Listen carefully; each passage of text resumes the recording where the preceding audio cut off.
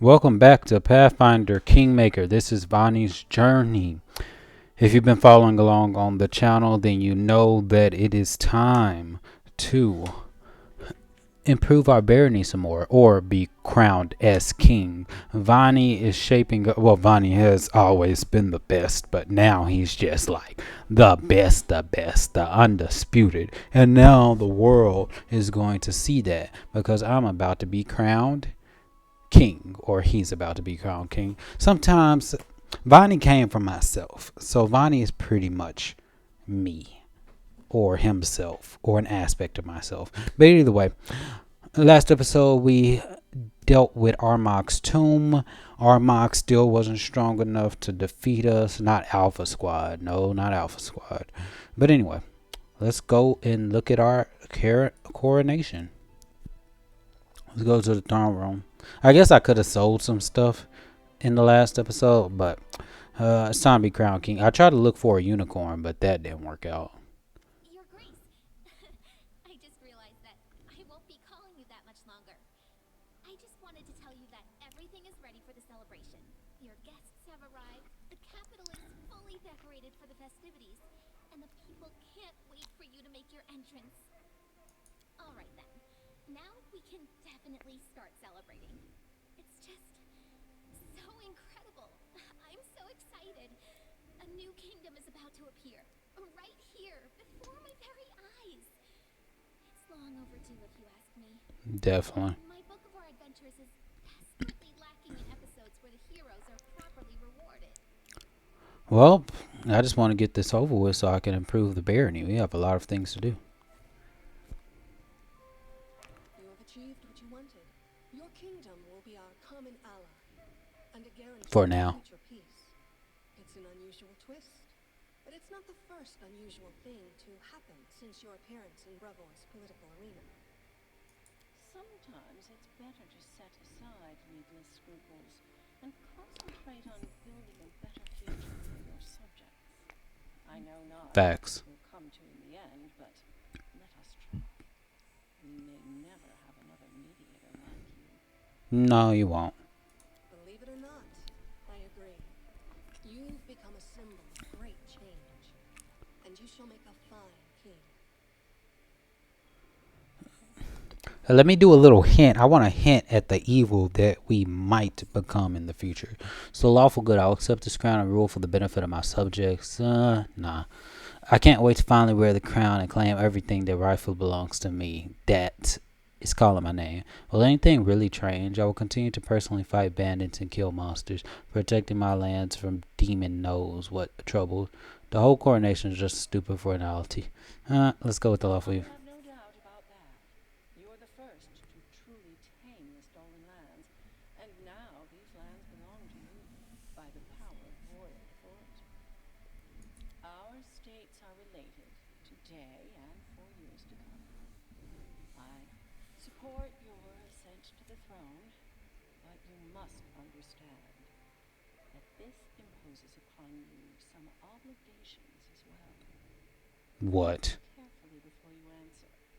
Your words will define how close our states become in the future.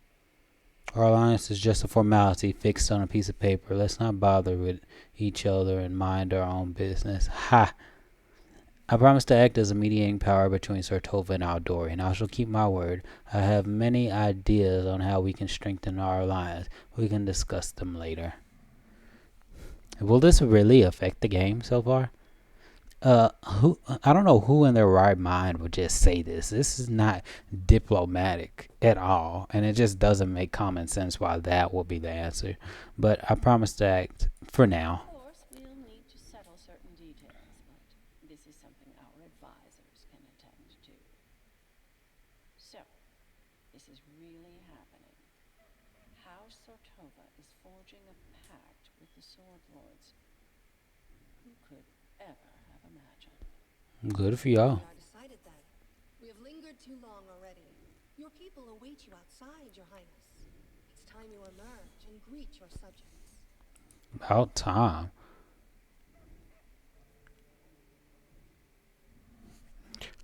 It's time to go outside and then deal with these people and then I can come back inside and improve the barony. I don't know what chapter we're on in the story, but hopefully we have enough time to actually explore a little bit. I need to do something about that unicorn, but that unicorn's gonna have to wait. Baron, what took you so long? Everybody has been waiting for you. Hurry up! I've searched all the books, but I couldn't find anything that resembled a coronation protocol for the stolen lands. So, I took the liberty of penning the protocol myself. Don't worry, I did the very best I could.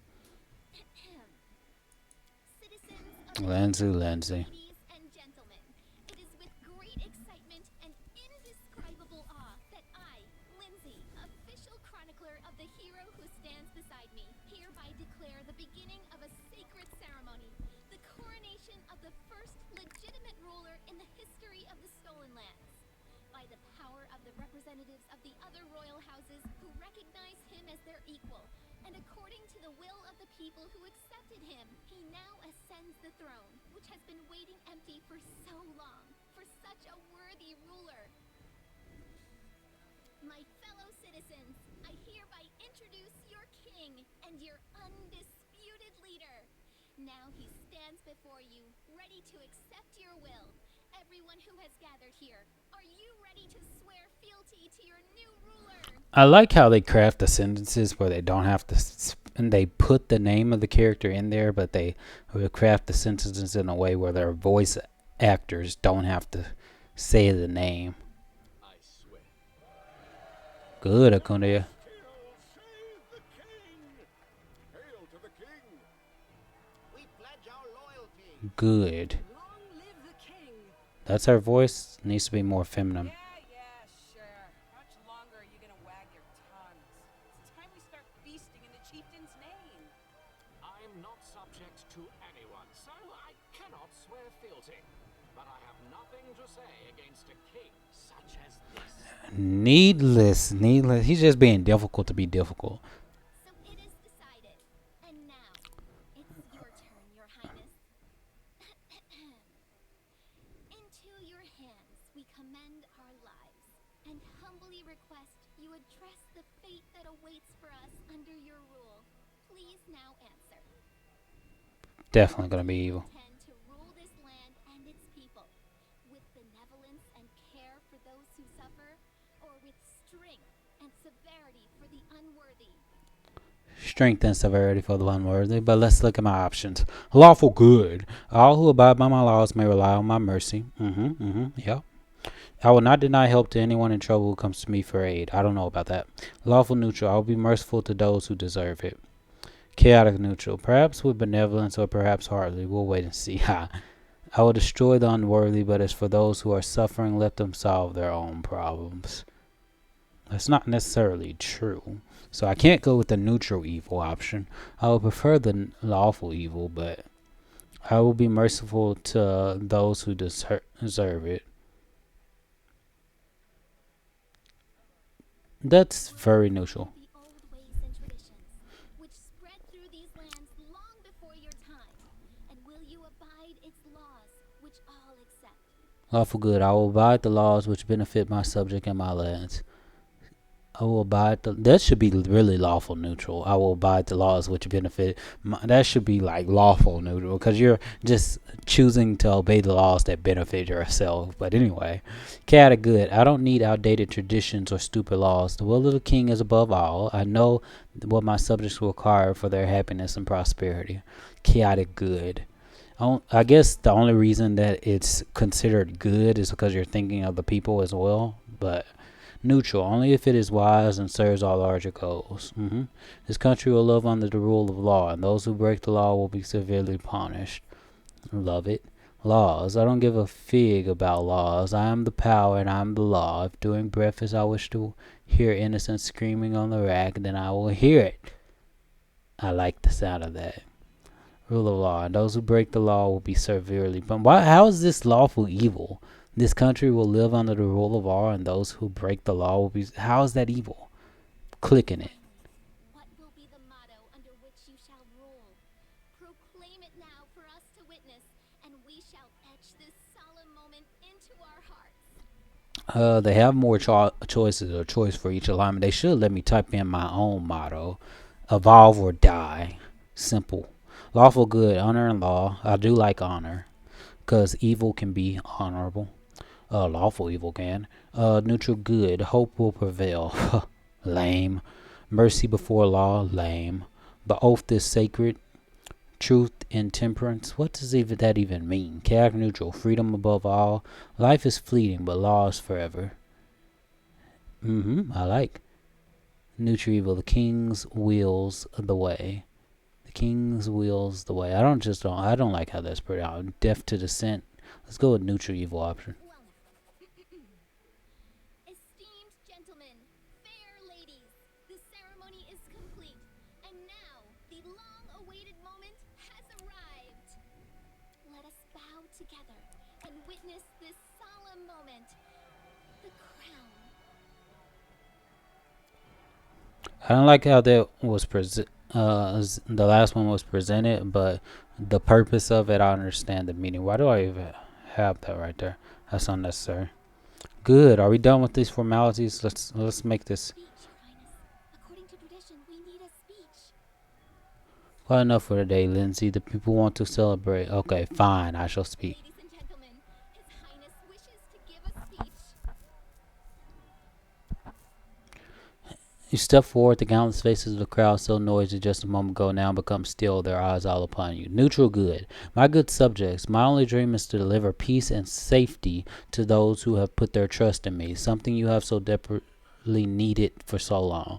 No. Lawful neutral. My loyal subjects, today is the day when law finally comes to the stolen lands. Its law has already been here. Brothers and sisters, the very essence of the stolen lands is freedom. No longer will the powerful dominate the weak. I swear to defend your freedom to my last breath. Chaotic.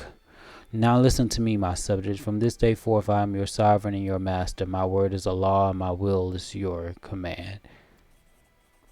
It seems your every word falls upon the ground as a heavy stone. So terrifying is the power of your voice, the people gathered in the square look frightened by the picture you describe. But more than that, they are afraid to move lest they incur your wrath.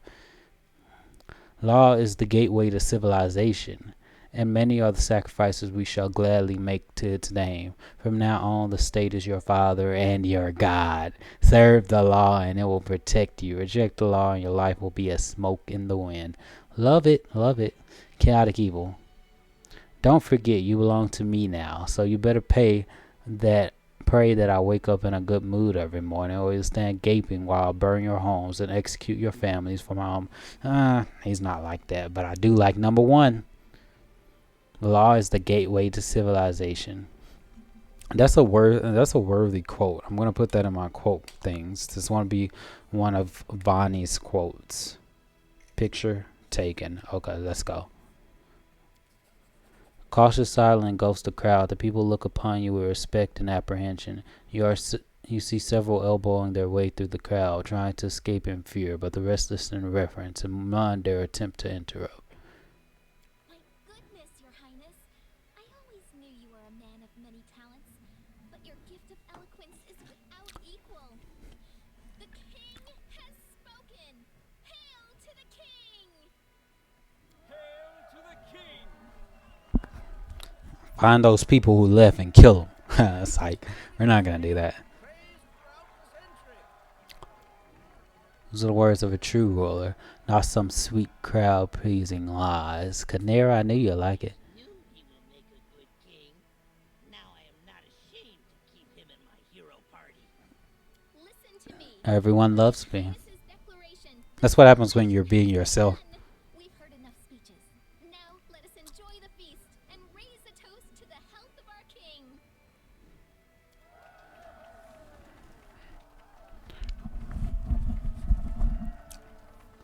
The rule of law, almighty law. This was a true triumph. Forget some simple barony. Our ruler now wore the crown of a monarch. The time had come for royal feats and equally royal dangers.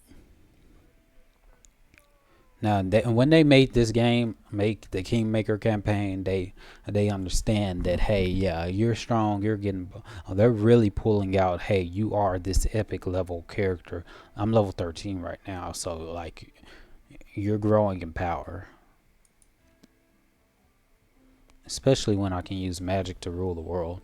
The time has come. The people of Barony are safe. No hordes. Which one is that? Reach rank 8. So now I can finally do stuff. Deal with Armagh. All hardships and worries are behind us. The Baron should travel to the capital to attend his own coronation. What is this? How to build a kingdom. Rank 8 of any kingdom stats.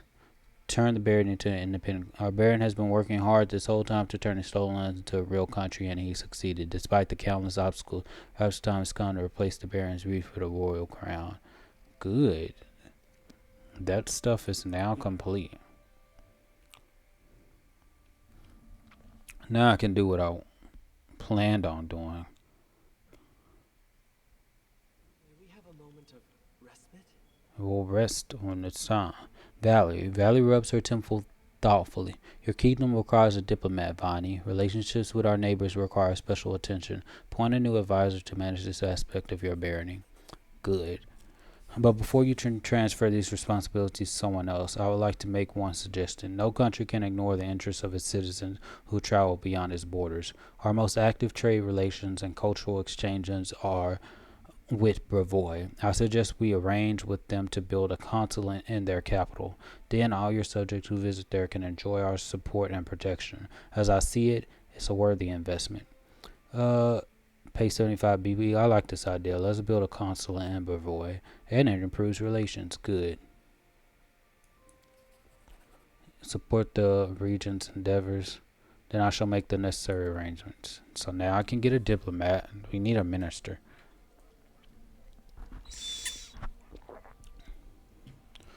The half-elf was clearly embarrassed to be in the palace. He shuffles his feet and bows shyly. Greetings, your highness. Here, I've brought you something. Extra planar cloak? Ooh. Thank you. I hope to see more proof of your mastery.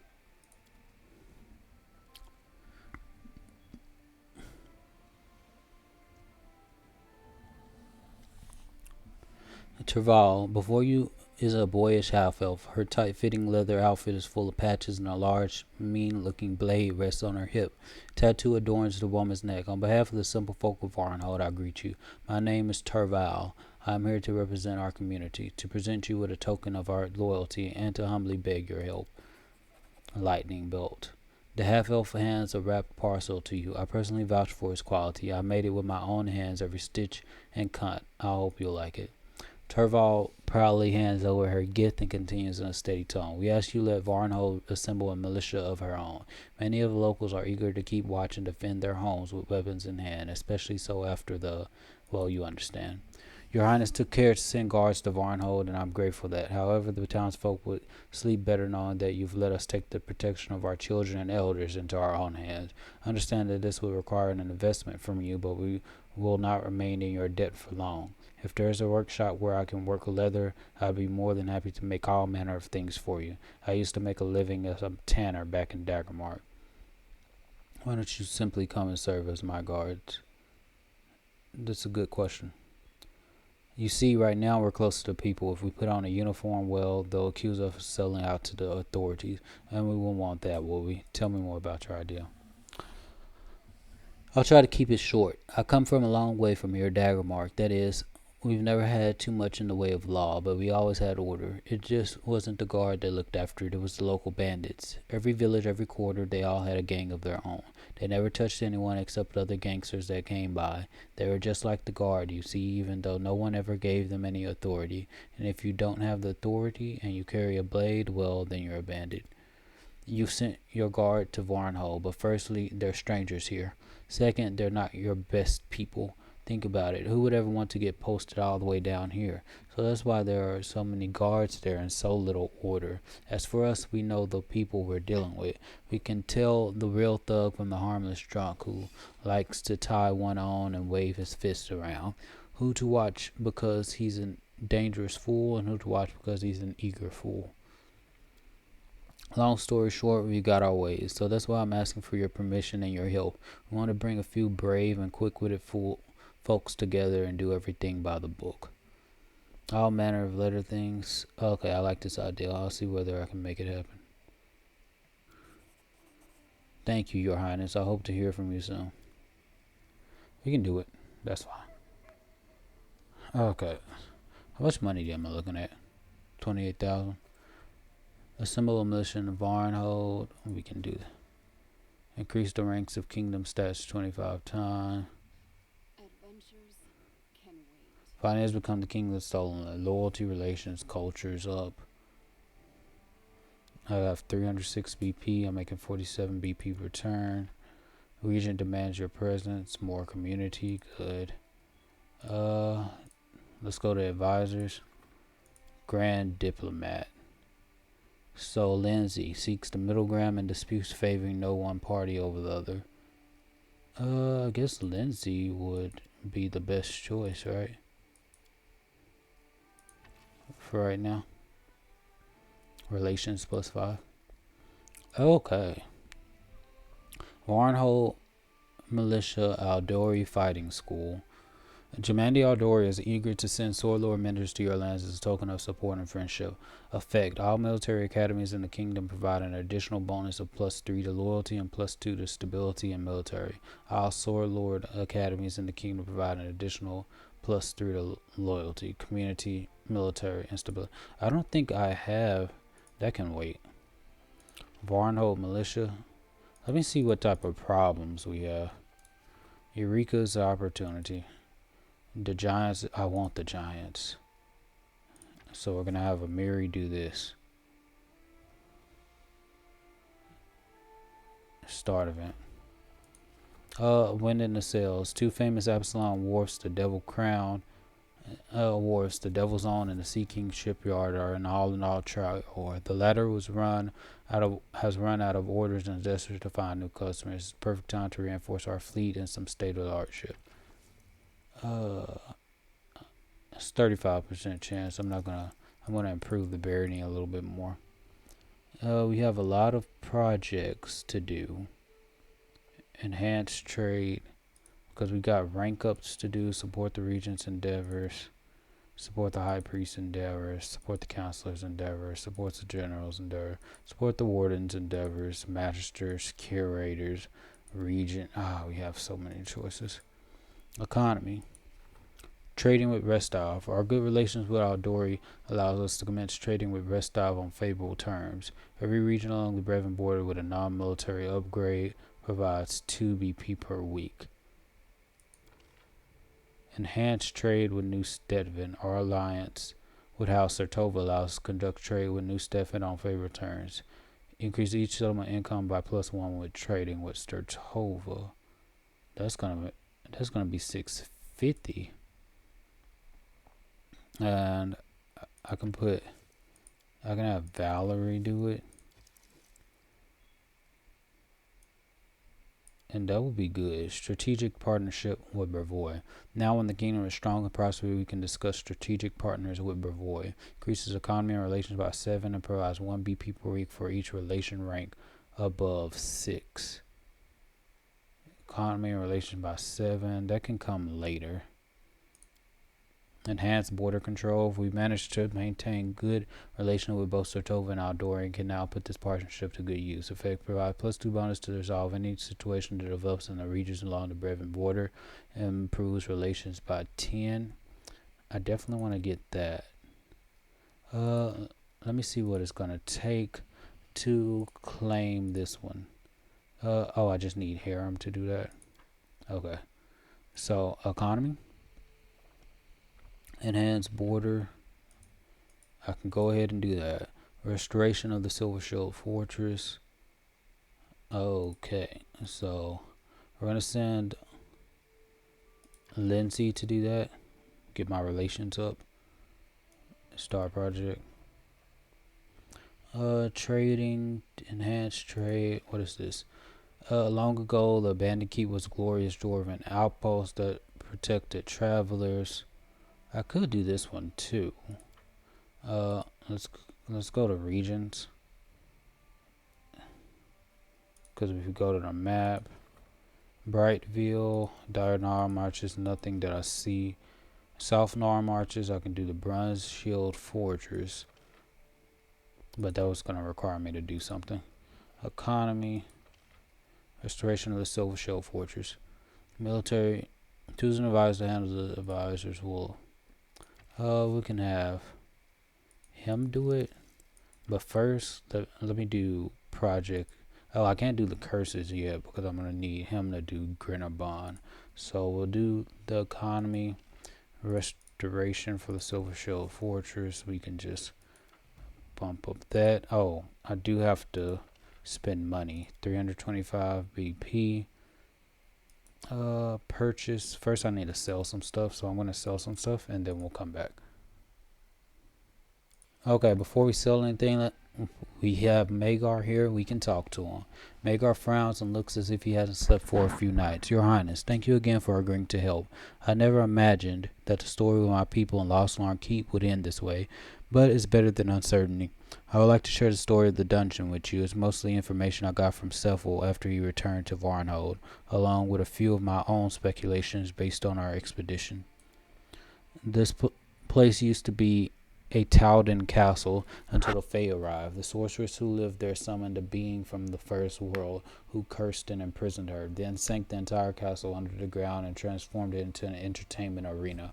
The being called itself the Horned Hunter, but none of who have heard this story can even vaguely imagine what he really is, not even that Towden sorceress who Sefel talked to before he was driven from the dungeon.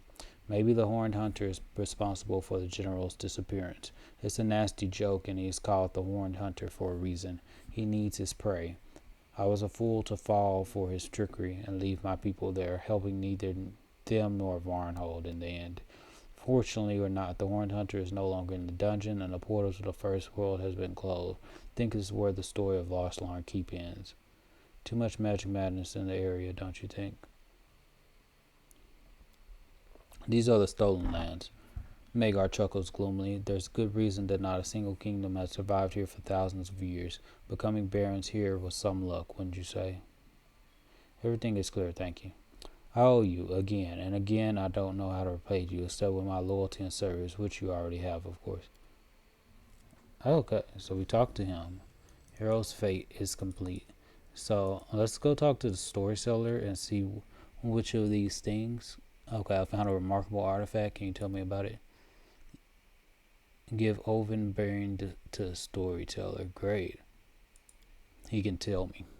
The moment he touches Oven hilt, the storyteller bares his teeth in a wicked grin. Gorum, he shouts at the top of his lungs. Watch me, my lord in iron. All this blood, all these severed heads, all these broken weapons and pieces of armor, I throw them all at your feet. I, Armagh the Invincible, best among your fighters. You led me from one victory to another, and not once have I failed you. The glory of the Tiger Lords glowed over the lands like the light of a raging bonfire. It rose to the sky like the smoke of the cities we raised. None could match us. In your presence, my lord, no one could defeat us.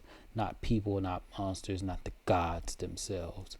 Our glory was so great that even Pharasma herself grew jealous. Oh, how she wished to bend us, break our pride, show us that no one is beyond death. But you, O Gorm, you fought her in the skies, just as we destroyed her emissaries on the land.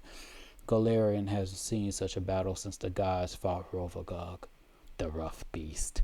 And we shamed her, my lord, oh yes. As my soul was about to depart my body, you snatched it from Pharasma's pale fingers, sealing it in this sacred sword so I might shed blood in your glory forever. My war will never end so long as this world stands. Blood, blood for Gorum.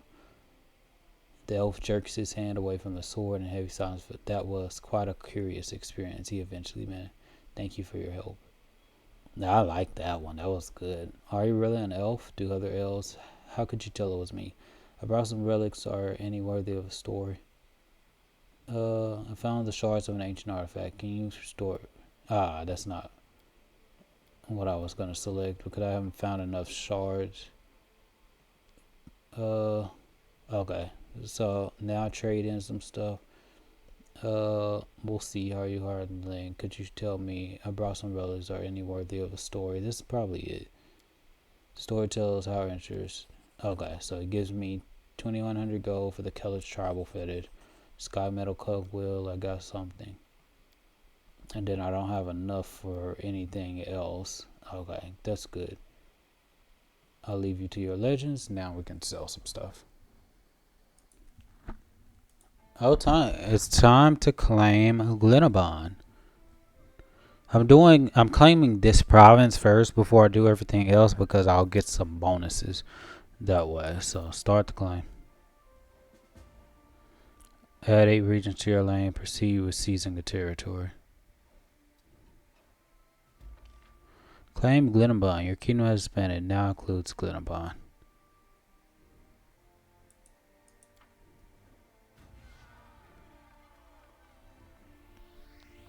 And they gave me another mission. Hero's Fate. We don't need that. Beneath the Solar Lands. So they're telling me that I can see PS4 increase the kingdom stat rank 25 times. Whatever happened to the annexed lands, none of them declared war for violating their independence. Vanhi has enough talent as a ruler to conquer others with his authority. I wonder how long that charisma will last.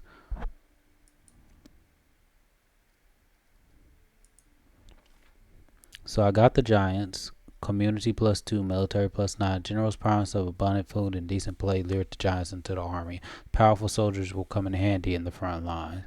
Good. Sell the soul jar. Now we got 250 BP because of that. It's a difficult task to sell something as evil as Mordecai's soul jars. There are plenty of powerful entities such as Pharasma's church who would be unhappy to learn of such acts, so it would be wise to proceed as discreetly as possible. Goblin problems. Your advisor has something to report about the goblins in the kingdom.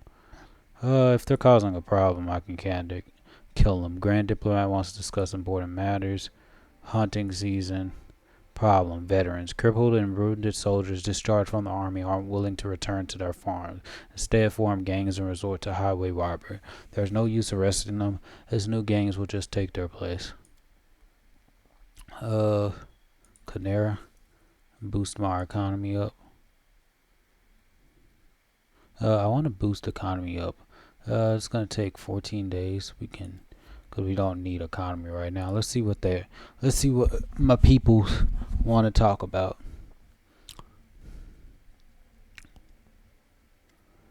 This will only take a moment, really. It's nothing, but I do need your advice. Some hunters from Patex are wandering the outskirts of your kingdom. If you ask me, I don't care. There's enough game for everyone, but the locals are outraged. What kind of kingdom is it if just anyone can cross our borders?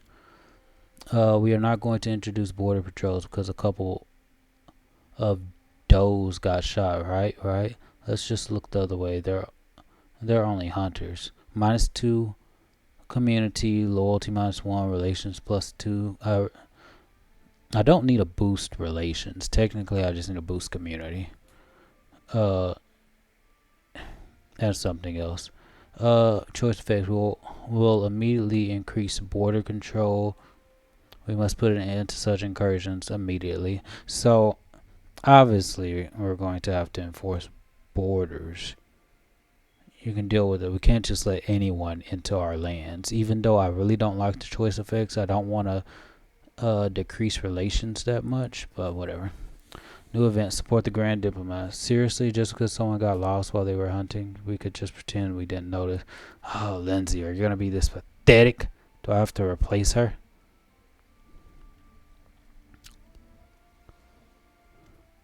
Your Grace, there is one small matter, a series of small matters actually, that's growing into a larger problem. Your goblin ally seems to have invited more of his tribe to the capital, and they are acting as if it is their home. It seems your goblin friend and his allies have been industrious in their latest blasphemy. They are erecting statues to Lamashtu, the mother beast, right outside the capital. It's heresy, and is spreading fear and panic among the people. Could you please look into the matter? The guards are hesitant to deal with the one close to you personally. Ha! Lamashtu is dangerous. Dragon bows from the waist and addresses you ceremoniously. Greetings, your highness. By tradition, if a worthy ruler is patron to a master, the master gives generously in return. Torpor. Okay. Thank you for your gift. It's a pleasure to work hard for such an honorable lord. Okay. Knock knock and the Great Mother. We'll deal with that. I like the relations. Goblin problem. Your advisor has something to report about the goblins in the kingdom. Has met with the king. Okay, so let's look at the map. Get a bond. Okay, regions. So now it's, what is that? Why is there two locations? Okay, so all of Glenabon, I could put one right here, but I want something as close as possible. In fact, I really don't need it to be as close as possible. We will Glenshire. Glenshire is a nice name. Build. Enter. So we need to boost community, and we need to boost espionage, cause that's for me to get the minister. Or so we do need to boost relations. Kingdom stat rank 85. That's probably enough. So I probably need to do the regent stuff. Herbalist house, longhouse, shrine, windmill. We're not gonna do all of this yet. We'll just let it sit right there. Conserve our BP. Rank up. Support the Grand Diplomat's endeavors. Economy. Aggressive expansion. Allows for faster region claims and upgrades. Reducing the time required by half. Choose an advisor to handle this event. We'll have Valerie. It's going to take 14 days. But she's the regent. Relations. Internal diplomatic of the kingdom. A small burden as the regent covers matters of relations. And will ask to assign a grand diplomat. Okay, so I got that. For minister, counterintelligence, and small barriers in the grand diplomat covers small matters of the espionage. So I do need to get relations. But okay, so that's something to do. If I go talk to, so now I need to do the relations part first. So we're gonna start this project because I want that. I want to reduce the time I have to deal with all that extra stuff. Okay, let's go find Knock Knock and deal with his stupidity.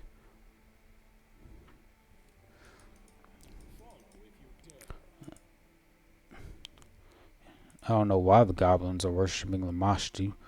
Probably because Knock Knock worships Lamashti. And I don't want to get rid of Knock Knock because Knock Knock's so useful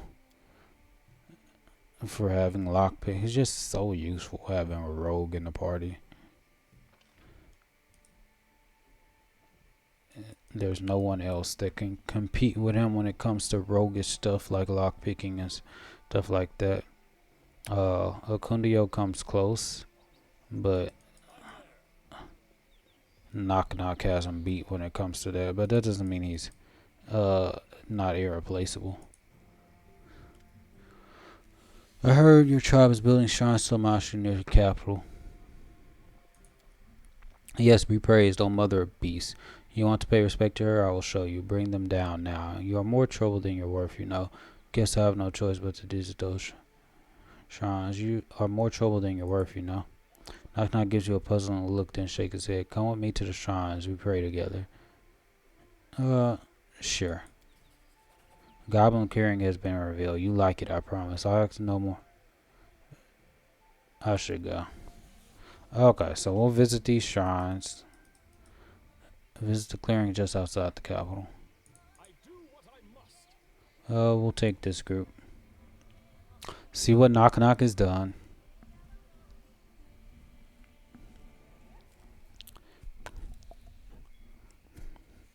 And then do the Grand Diplomats thing.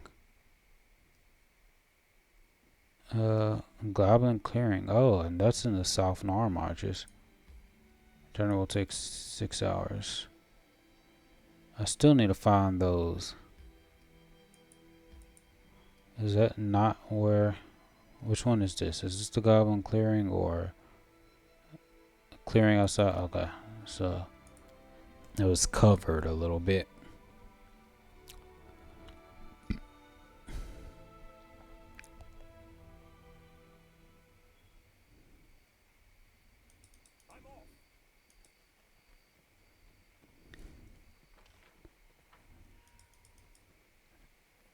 Guards, guards. Why are there guards here?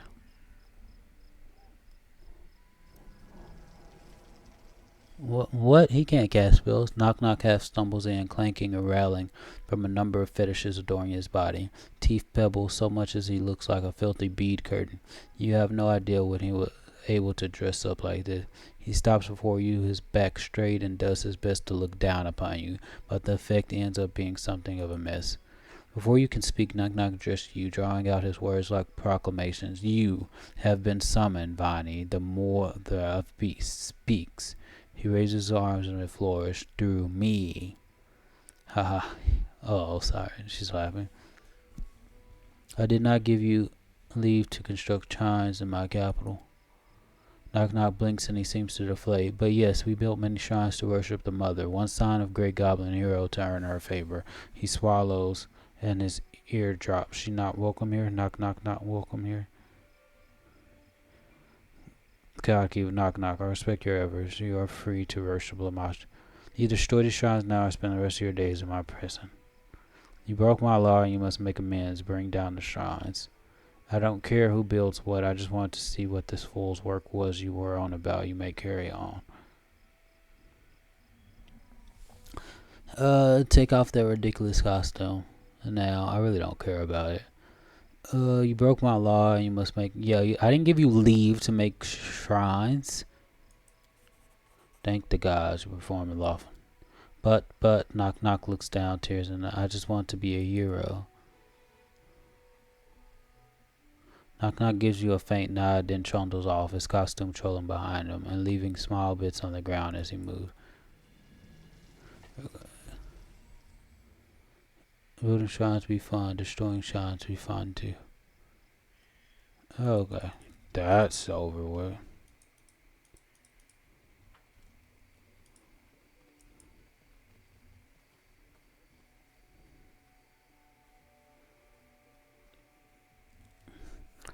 Now it is time to go back to the capital and do the Grand Diplomats stuff. I guess we could spend some time, since we're already in the South now marches. Spend a little time, like spend a day. I'm not gonna spend too much time in here just to see if we come across those unicorns. Projects. Build a town or build one of your villages just into a lively town. I have to wait for that. Okay, continue. We're in the South now marches. I'm surprised there's not much over there, Council.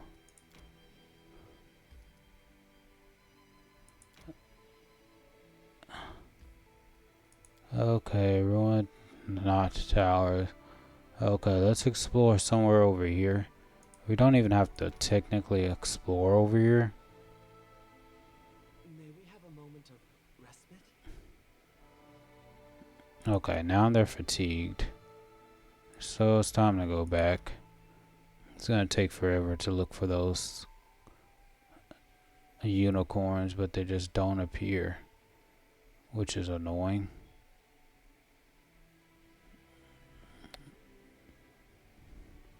If I didn't have so much to do, I would actually look for them, but I have a lot to do.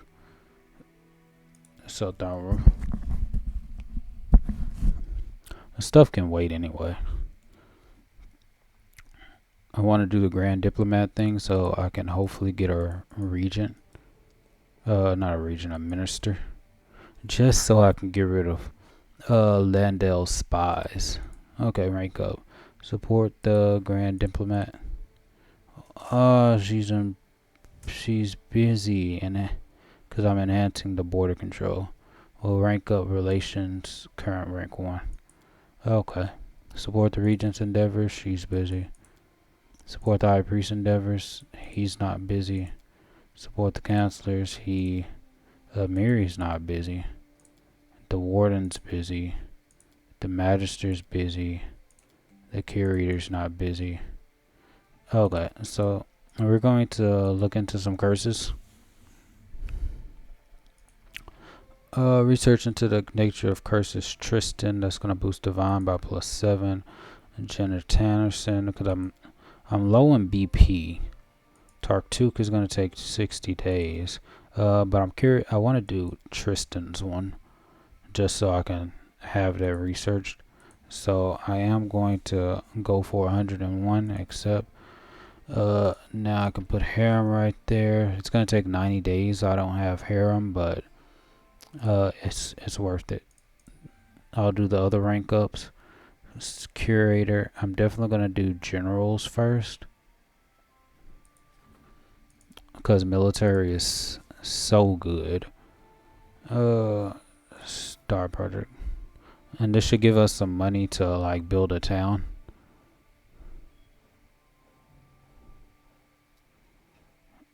Okay, support the generals. Their rank reached 5. Thanks to the general and the king, the kingdom military has reached new heights. Great.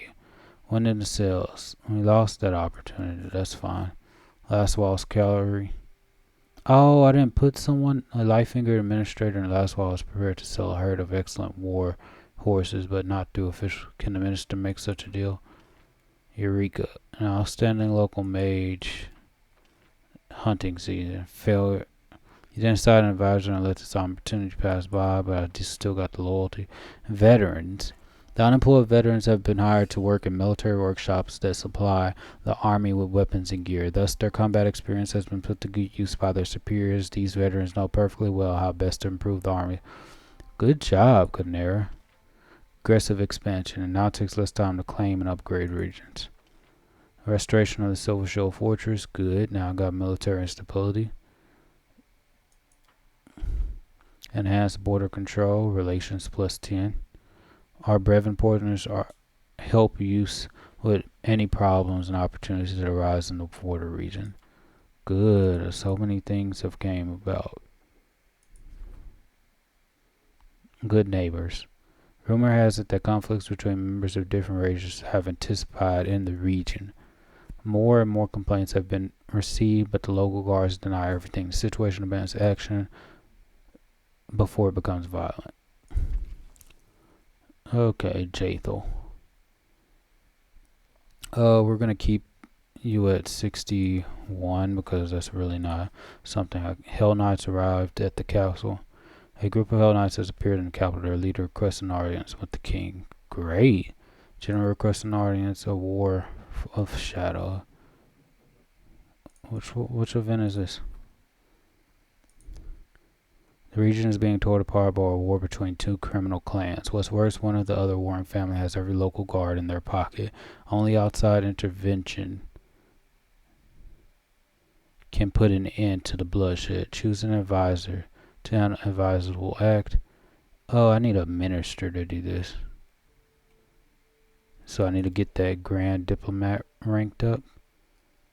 Regions. Show Fortress will make it the center of the region's infrastructure. For the restoration of the Road of Shields project, I really don't know exactly what this is for. Now, as far as upgrades are concerned, Varnhold Militia, I thought I already did this. Turval has asked for help in creating Varnhold's own militia and independent force that would help protect Varnhold. Let's have Keston handle this. Star Project. Hadori Fighting School. I don't think I need that right now. Yeah, I think that's it. What is this? Extends border control +2 bonus to resolve any situation that arises in a region adjacent to the border of Brevoy, which I definitely won't. Good. Let's talk to the Hell Knights.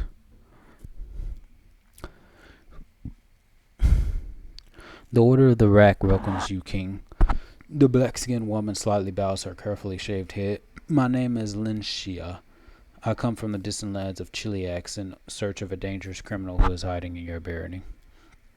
She stands tall and almost motionless. The reflected torchlight dances on the surface of her polished black armor and the depths of her watchful black eyes. I am glad that we have met, and I believe the rule of law in your kingdom is not just empty phrases.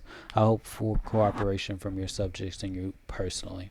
Contrary to her words, Lincia's face does not express any gladness. The corner of her mouth twitches slightly, betraying carefully concealed discontent. Lawful neutral, I authorize you to conduct your investigation within my kingdom.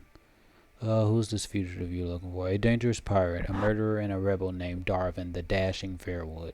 He was found guilty of inciting a rebellion and murdering a noble lord in Chiliax. The law of my order is unwavering. The punishment for such crimes is death. Darvin's rebellion took place in Chiliax 3 years ago. The Order of the Rat quickly suppressed it. The participants were jailed and the instigators quartered, but their leader Darvin managed to escape. I have followed his trail for a long time, and now it has led me here.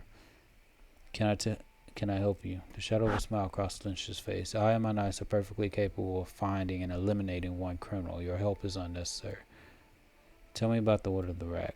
We are the Hell Knights. We guard law and order. Legitimate authorities can rely on us entirely. Criminals tremble when they hear our steps. The Order of the Rack is a unit of the Knights of Chiliax, led by hatred of idleness, worthless philosophy, and useless knowledge. Indulgence leads to lawlessness and insurrection. We seek out any manifestations of dissent and burn them, be they books, scientific treatises, or those who create them.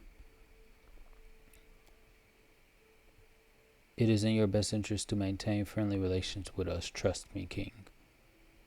Oh, is that an insult? I entirely share your opinion. Your actions in Chillax do not concern me, but while you are on my land, I demand you to refrain from such extreme measures. Catching criminals is one thing, but burning books is too much. Neutral. I will try to fulfill your request. She gives you a little grin. At least we'll let you know before we decide to burn someone. Lawful, I authorize you to conduct your investigation within my kingdom. Thank you, King. Your goodwill means a lot to us.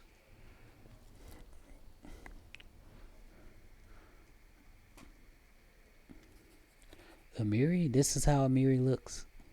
Amiri, there's been an accident, Vanhi. A border patrol got buried under an avalanche in the eastern mountains. They're trapped and they won't survive. Some of our other soldiers want to go rescue their friends, but the mountains are still angry. The earth is rumbling and the stones are moving. I can hear it even from here. Amir shrugs slowly. We Kellids appreciate a helping hand, but when the mountains are angry, you should flee. When someone finds bad luck in the mountains, they cannot be saved. They belong to the spirits. Mess with the mountains and you'll die, unless you want to bury your whole army under new avalanches. Just forbid the rescue mission. We don't leave our men behind. Let them climb into the angry mountain if they're so brave. Military -6, loyalty +3. We don't need loyalty.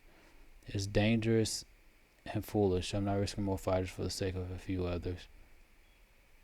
They're your soldiers. I'm expecting you to decide. Amiri nods solemnly. You are wise. Their destiny is already set. We'll raise a toast to them and remember them forever. The same for the ones that die tomorrow. New event. Support the general's endeavors. It's time for grand diplomat stuff. Unfazed by the awkward silence, Bakken searches through the bag for a quiet while. Finally, he puts out a sizable brown paper bag. There you go, a little something from old Bakken. Potion of Shield of Dawn, potion of Greater Villa. Good potions, thank you. I'll prove you so you might go.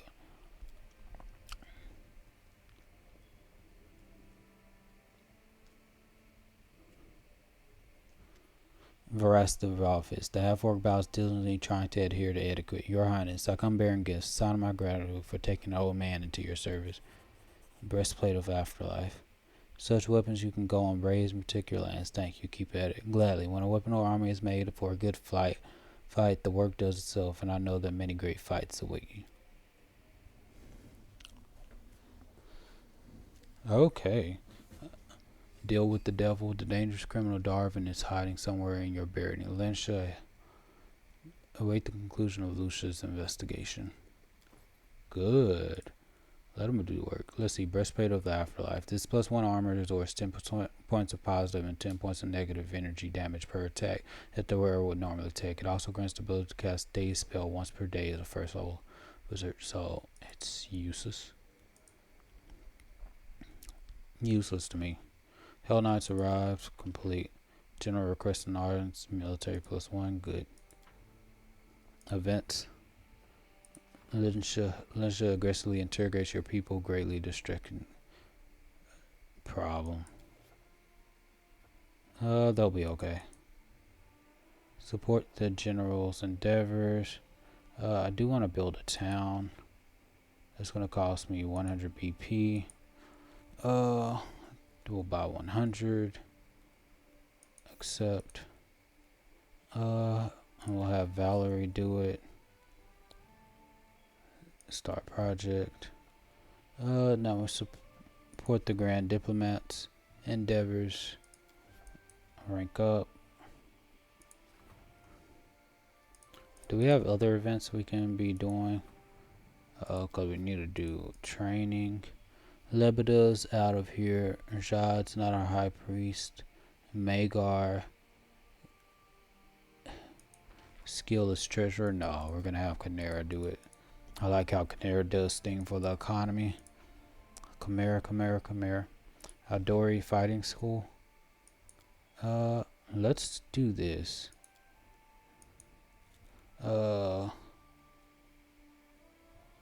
One. Okay, I'm gonna put that. That way I can put 2. And then 90. Accept. We're gonna have Amiri do this. Start project. Lander's last gift. We will deal with that. Now we can rank up. Grand Diplomat time. Lindsay. Let's talk. Lindsay terrorize your people. -5 loyalty. -2 community. So in 2 weeks, resolving the kingdom's relations to reach rank 2. Thanks to the Grand Diplomat and the kingdom's relationship with foreign powers has reached new height. Oh, we have 12. The ancient curse is upon us. The attack expected in 2 weeks. This is our final chance to prepare. They're all in this together. Success. Counselor convinced the court healer to testify before the citizens and explain the symptoms of lycanthropy and reassure the people that the king suffers nothing of the sort. Good. Uncanny well. A strange occurrence has the subjects agitated. It's time to learn what happened. People are still talking about the strange well. Good neighbors. Problem. Curator commission a festival of unity. Research into the nature of curses. Vorticai. We got more arcane. Many forces were at play during the battle for the Oculus of Abaddon, but we learned that in order to curse someone, one has to know their true essence, the thing that defines their being. Without this, the curse will have much less power over its victim. This research has increased our understanding of arcane magic. Good. Build a town or build one of your villages into a lively town. It has developed into a town.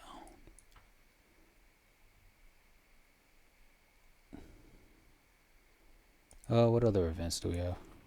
Grand Diplomat wants to discuss important matters. Okay, we'll do that.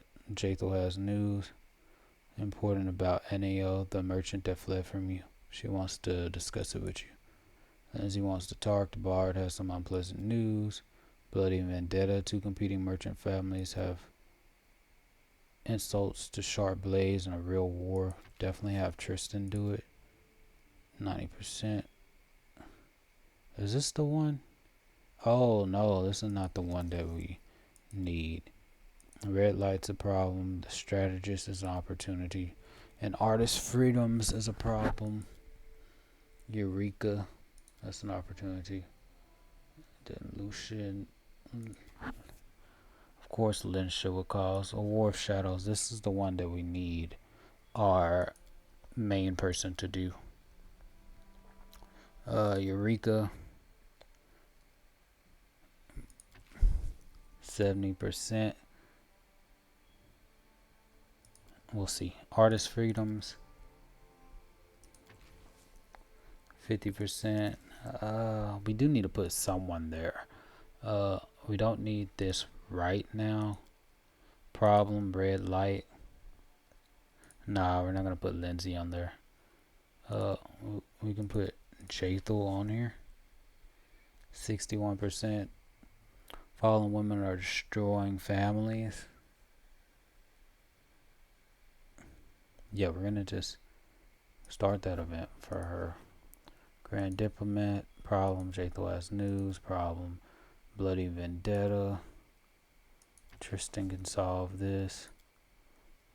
Among the victims of the bloodshed are innocents who are now afraid to walk the streets of their. Tristan cares for the people over all concerns. I'm going to keep my crisis points until it's decided. 70%. Start event. That's fine. Datho has news. Lindsay wants to talk. Okay, now we can go to the throne room with all this stuff, unless we have a new project. Support the general's endeavors. Not right now. Okay, so we can go to the throne room and hear out the talk. I have 2 more weeks. Lindsay broods upon the letter she's holding in her hands. I received this today, an official letter from Rasmirin with a trade proposal. It seems the kingdom has grown large enough to excite curiosity even in odd corners of the river kingdoms. It's just that I don't think Rasmirin would make the best ally. Since their self-proclaimed god Rasmir rules there, tyranny has flourished over the country, and they think little of their neighbors. They just occupy any lands they can. If I were you, I would politely decline their trade agreement. Who knows? Maybe it's a trick. Although the terms seem profitable, Lindsay looks at the letter again. Tell me about new project, trade again. Tell me about this Rasmir. He's a quirky fellow. He took over a kingdom and persuaded all the locals that he's a living god. He's installed his henchmen in all the key positions and now rules as he pleases, oppressing the population. I will fully rely on you in this matter. Choice effects. I support the trade agreement with Rasmir, and I don't even know what the trade agreement is, so why would I not do it? As you wish. I'm just afraid this might not turn out well for us. Support the Grand Diplomats. Trade agreement with Gout. Trade agreement with Grauton. Trade agreement with Rasmir. We'll see. If it's good terms, I will take it. They're not my people, number one. If they wanted to become my people, then we'll crush Grout as well. Jathel crosses the throne room, her gait determined and confident. Seems clear that the Inquisitor has something pressing on her mind. Finally, I have news about the half-blood. Expecting him to seek shelter somewhere far from your lands, but no, he was spotted not far away. So where is he? Not far from the Valley of the Dead. What a fitting place for a Pharasmite, desperately trying to rid the world of the undead. Such determination might have been an asset in dealing with Mordecai, but I wish to discuss something else. The half-blood was spotted chasing some pauper pilgrim woman. Judging by the things my agent managed to find out, the woman herself may turn out to be quite interesting. To track down the half-blood, I had to deal with a whole range of scum. Thieves, vagabonds, grave robbers. One of them located Enio, but then preyed upon the pauper woman. Couldn't miss a chance to rob her blind. In her handbag, the thief found some ominous writing. Thinking the papers were cursed, he decided to rid himself of them by giving them to me. Do you know what they turned out to be? Excerpts from Serving Your Hunger, the sacred text of Ergotho's followers. I've examined the stolen papers closely and now believe that their owner is a high-ranking priestess of Ergothoa. It seems this half-blood priestess, in his desire to rid the world of all my goddess's followers, he's skilled at covering his track. But now we have a chance to intercept him. Let's go to the Valley of the Dead and find this priestess before he acts. Then when he comes for her, well, the servants of any deity should be able to stand up for their faith, is it not so? Fine. As soon as we'll visit the Valley of the Dead. Thank you. I want to say this is important to me. I've grown tired of drowning in silence, hearing never a word from my goddess.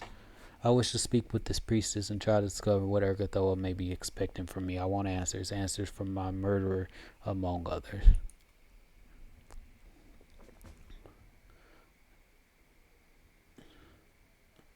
Chase my shadow.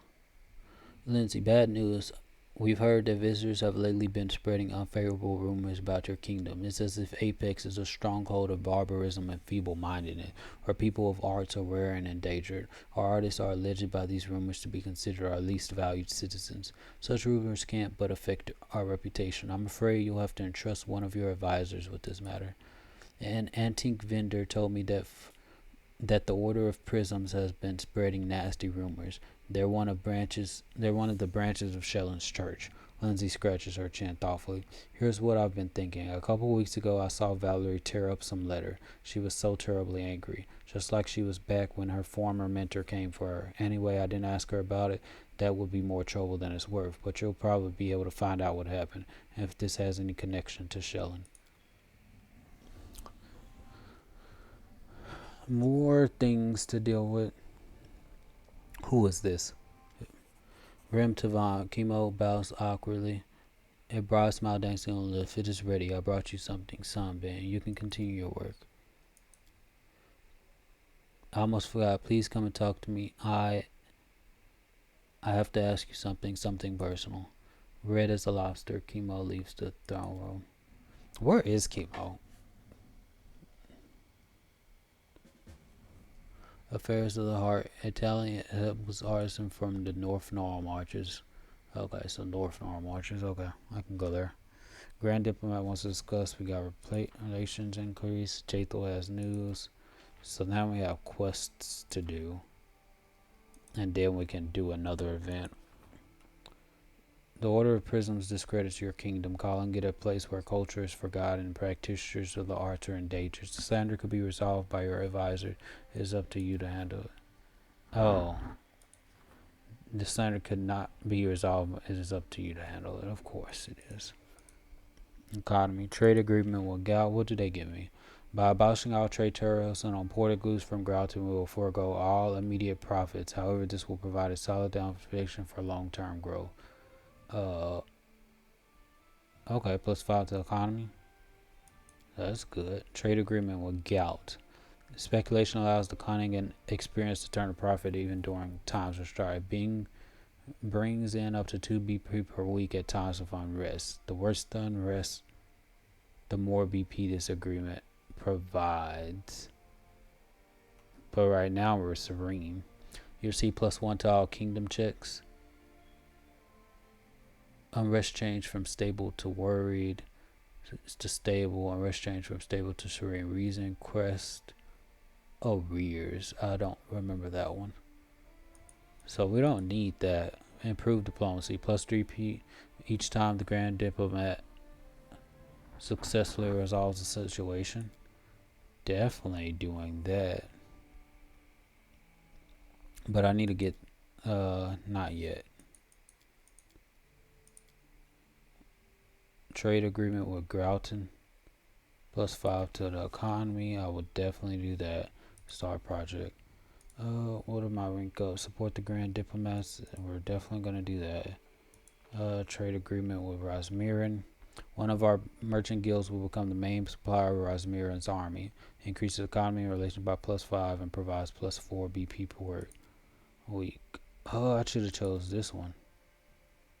Advisors will act according to their position in government. I need to do a Lindsay's thing. I need to support the Grand Diplomat, but first I have to find all these people and do everything. Did I not find everything? I do need to do some stuff. Support the Grand Diplomat's endeavors. I will definitely do that. Because I need to increase the rank. But right now, I'm going to get Jathel and then go to the first location because I have to rank Jathel up. So we'll do that. Okay, I tried to leave, but no. There's something going on. Where did you meet Darwin? Speak or I'll skin you alive. I don't know anything, I swear. I've never heard that name before. Please don't beat me up anymore. What's going on here? This woman is suspected of having leaks with Darwin. We know that he bought food from her. I'm telling you, I don't know who that is. I've never seen him before in my life. Please save me from them. One way or another, I'll soon find out everything I need. Stop this immediately. I didn't give you my permission to beat my subjects.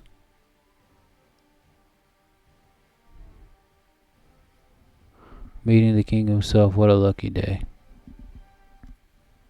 Seems I was right in my suspicions. The rule of law in these lands is just a bunch of empty words, worth no more than a wooden coin. It's not surprising, seeing that their rulers weak will. Who gave you the authority to beat and intimidate my subjects? You may continue, but use humane methods while you do. Lynchia gives you a scoffing ass smile. Certainly not you. You don't have the guts for that. You prefer just sitting on your throne and benevolently looking on, while your so-called subjects set your fortress on fire. I could do that, but I don't think it's a. I don't know the specific law. If people gave me a law book, I would seize her for talking all this crap against me, the ruler, and then I could seize her. I could give her one more shot. I'll give her one more shot. She messes up again. Because that's just her way. I wasn't specific. We'll take, if you ever watched Overlord and how he role plays, and then he takes his experience as a worker and now trying to become a ruler based off of that, then you understand the concept of him always trying to say it's his fault and all of his subjects. Anyway, the point of the matter is that we'll give him one more chance. Licia's face remains emotional, but her voice shakes with barely hidden contempt. Thank you, but I must refuse. I despise weak authorities. It's a blessing that such rulers rarely cling to the throne for very long. If a gaze could incinerate, there would be a handful of smoldering ash right where you stand. Hell Knights, we're leaving. We'll continue our investigations somewhere else. Don't get in the way of the order of the Rat King. This is my formal. We tried to give him away further developments. Who's of us? Okay. So that's what we've crushed every situation that came against us. It's like, why are they trying to get themselves killed? But whatever. We'll take Jatho and we'll go to the required location. What? How did this person show up? The person they were looking for, Darwin. Hell Knights are not the most courteous guests, are they? And the Hell Knights from the Order of the Rack are the vilest of them all. A tan-skinned half-elf with green eyes looks at you respectively, but with a smile on his face. My name is Darwin. Darwin, the rebellious murderer Lynch is searching for? Yes, I'm a rebel, a murderer, a pirate, a renegade, a smuggler, and I have lots of other scary titles. The half-elf laughs slightly, but watching you closely at the same time. If you listen to Lynch, I'm evil incarnate, baby eater. Your worst nightmare came true. If the end of time should ever come, it will be because of me and me alone. Darwin utters a sad sigh. Of course, all of Lynch's accusations are false. That is to say, they are not entirely true. It's true I'm involved in this story, but my sins are not so great as they are thought to be. Tell me your story. It's so long, I don't even know where to begin. Darwin grins. Although I guess you're only interested in the things I've been accused of. I did in fact kill a Chelish noble, and I participated in a rebellion, but all of this happened by total accident. I was captain of a ship that sailed the inner sea. We traded with those who were stronger than us and raided those who were weaker. Just regular life for a man of my profession. One day we stopped at one of the Chiliax ports, and that's when it all started. I caught sight of a certain Chelish noble who for a long time been number one on my kill on sight list. So I challenged him to a duel, and he was too stupid to refuse. I dispatched him, only then to learn that he was a distant relative of Chiliax's Clown Prince, and besides that, the lord of the surrounding lands. And of course no one in the area was at all fond of him. After his death, the rebellion broke out. That's nothing new for Chiliax. As his accidental killer, I was named the rebellion's leader. But I assure you, I fled the moment I could and leapt upon my ship and set sail. A month later, I found out I'd become the main reason for a great tragedy and an enemy of the Chelish people. So what did Chelish noble do to make you so angry? Once long ago, long before all this rebellion nonsense, I used to be a simple sailor who served the Taudorian merchant fleet. Good old times. Darwin squints dreamily, continuing to watch you closely from under the half-closed eyelids. The blazing sun overhead, a salty taste on your lips, the squawk of seagulls calling you forward, ropes squeaking in the storm as you fight against the sea itself, winning in the end, and of course the line of the land on the horizon. When you know that tonight you'll have a mug of rum in one hand and a smiling girl to share it with. Darwin gives you a sly smile. But all that came to an end, when once a certain chosen noble decided that he liked our goods, but didn't like our fleet. I survived the battle barely, clinging to a piece of driftwood, lost on the open sea like me. I swore I'd have my revenge, so I decided to become a pirate myself, a pirate captain as need be. You can always get what you want, unless you're me. Darwin gives you a smug smile. What do you want from me? I'm glad you asked. I have so much to offer. You see, I'm rich, and I don't mind sharing my riches with those who can help me with my troubles. Linsha, on the other hand, will give you nothing. I doubt she'd even say thank you. I know where Linsha has set up her temporary camp, in a secluded lodge on the edge of the southern Nile marshes. Go there, convince her to stop chasing me, order her, kill her if needed. It shouldn't be difficult. So what do you say? Do we have a deal? I have no wish to fight with Linsha. Lawful neutral, deal, I'll help you. Chaotic neutral, lie, deal, I'll help you. Neutral, I won't take sides, neither yours nor hers. You can figure this out among yourselves. Lawful evil attack, you're a criminal, you belong. Because he's not a criminal. And should I kill her?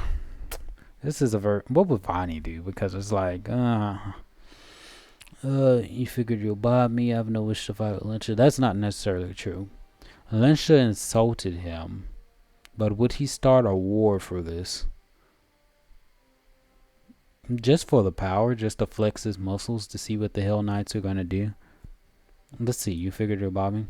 Why not? Everything and everyone has a price. It's just a matter of negotiation. So how much do I have? Your estimates.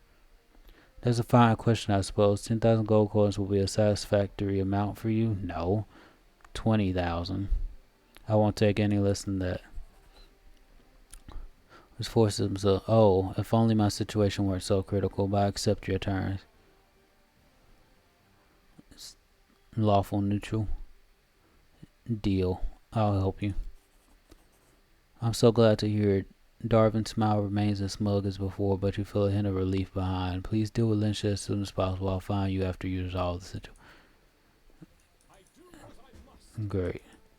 Deal with the devil. Okay, so we're not going to have Knock Knock. In turn, we'll have Jathel, because we have to do Jathel's mission. And this will be our team. So whenever I go to the locations, I'm going to go look for Chemo and all them people first. Yeah, that's what I'm going to do. Okay, here we're talking to Chemo. Why did you want that flower so bad? What did you want to ask me? You won't believe this, it's about her. She finally agreed to go on a date with me. I need to get ready. A hunter I know said that you only need one thing to woo a lady. A gift. Maybe an emerald necklace would do, but I wouldn't even know where to start looking for such a thing. Please help me. Tell me exactly what you need. Well, I don't really know, but surely something that can't be found in every shop or roadside tailor. In this hunter's opinion. He talks a lot and the other villagers listen to him. Chemo bends over and whispers in a conspiratorial tone. This guy is obviously a simp because he's already thinking about an emerald necklace on a first date. To be completely honest, I sometimes think that he's, a bit slow. The elf gives you a meaningful glance, his eyebrows raised high. But he has a lot of experience. He knows a lot of things. So be it. I knew it. You are always so kind, and I will help you in return. You'll see, trash. I must go. Find an emerald necklace for Chemo. So does this guy have an emerald necklace?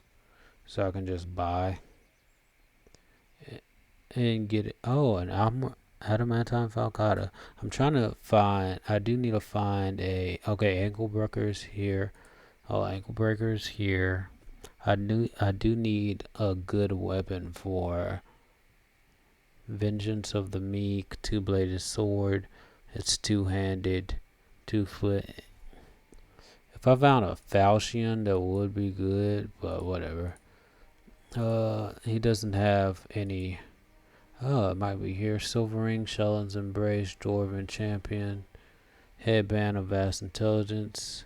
That's +2. Shellen's embrace, so no emerald stuff here. So I guess when I go to the capital, I can probably go. She's not powerful right now. That's because a lot of her weapons and stuff I haven't like given it to her. I haven't been passing along some good weapons to her because I forget that I should just be passing some stuff along instead of selling them all off.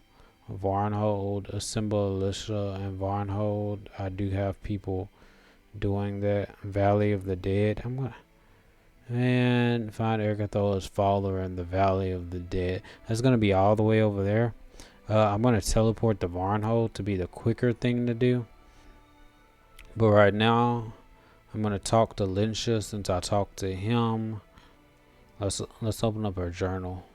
We don't need prologue, don't need stolen land, don't need to deal with trolls, don't need season of bloom, no Varnhold.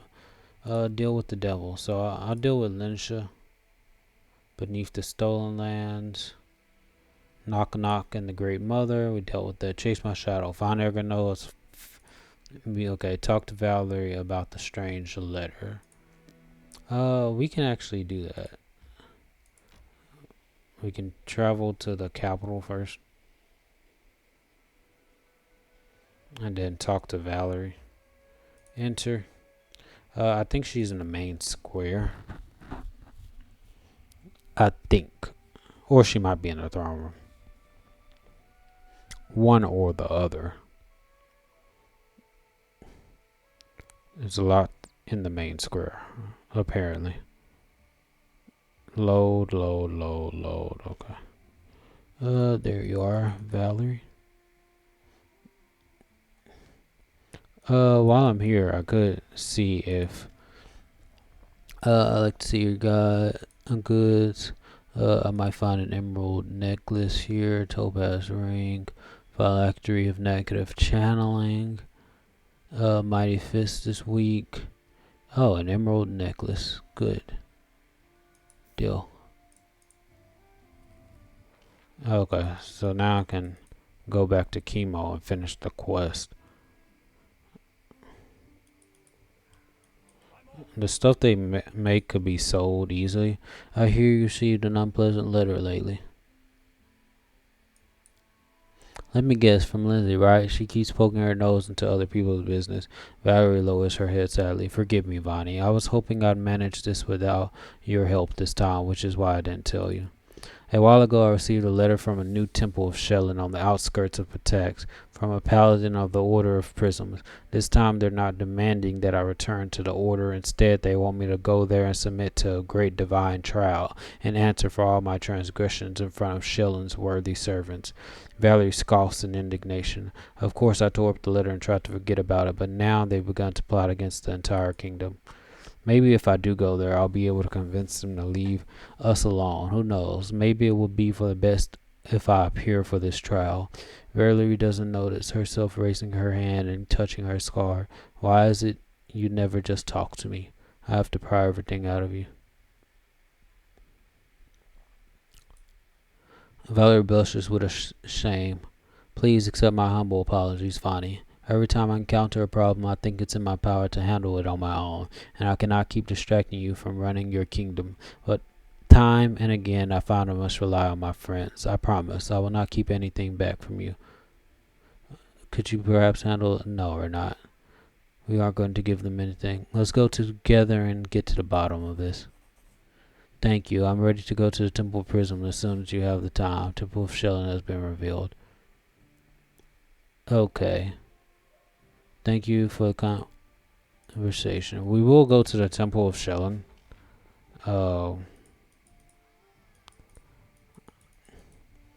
But first we're gonna, because since Jathel's abilities are such trash. I'm gonna go to the Temple of the Dead with her, and then we'll come back, get Valerie, deal with Linsha. They did show on the Kingdom stuff that now she's still questioning. They haven't left the kingdom yet, but she's doing things less aggressively. So she did take what I said into account. So all that bark, she still understands who rules here, which is important. It looks like that's something I have to do. But first, no, travel, teleport. Farnhold. I like the fact that we can teleport. That made the traveling time so much easier. So we have a traveling time of ready for anything. Get to the bald hilltop. Don't worry, we'll get to the bald hilltop after I finish this. Spotted peaceful travelers. Let's see what peaceful travelers these are.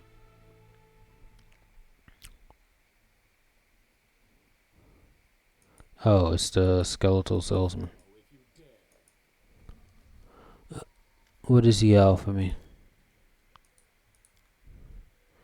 Oh, anarchic lycanthropic bane greatsword. Corrosive flaming battle axe plus 1d6 fire plus 1d6 acid. Good, good. Well, it's one-handed though. Mythos speed scimitar, no one used that. Plant bane flaming sickle, no one uses a sickle or a trident. Shock thundering trident, electricity damage and sonic damage. Ah, that's so good. If only any of our people use this. Speed keen composite longbow. Half plate of stability.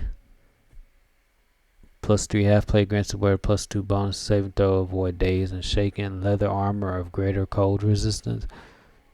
That's some nice little stuff.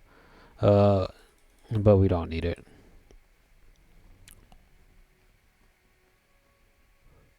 We will go to the bald hilltop after this mission. So we'll get Valerie so we can test her out and see if she's worthy. Council. We're gonna rest right here, manage camp camouflage. We're gonna have you do that. Jathel. Who else can do a good camp camouflage? Okay, great. And then we'll just have Jathel use her undead guardians just in case we get into a fight. So we'll okay, and then we'll begin resting.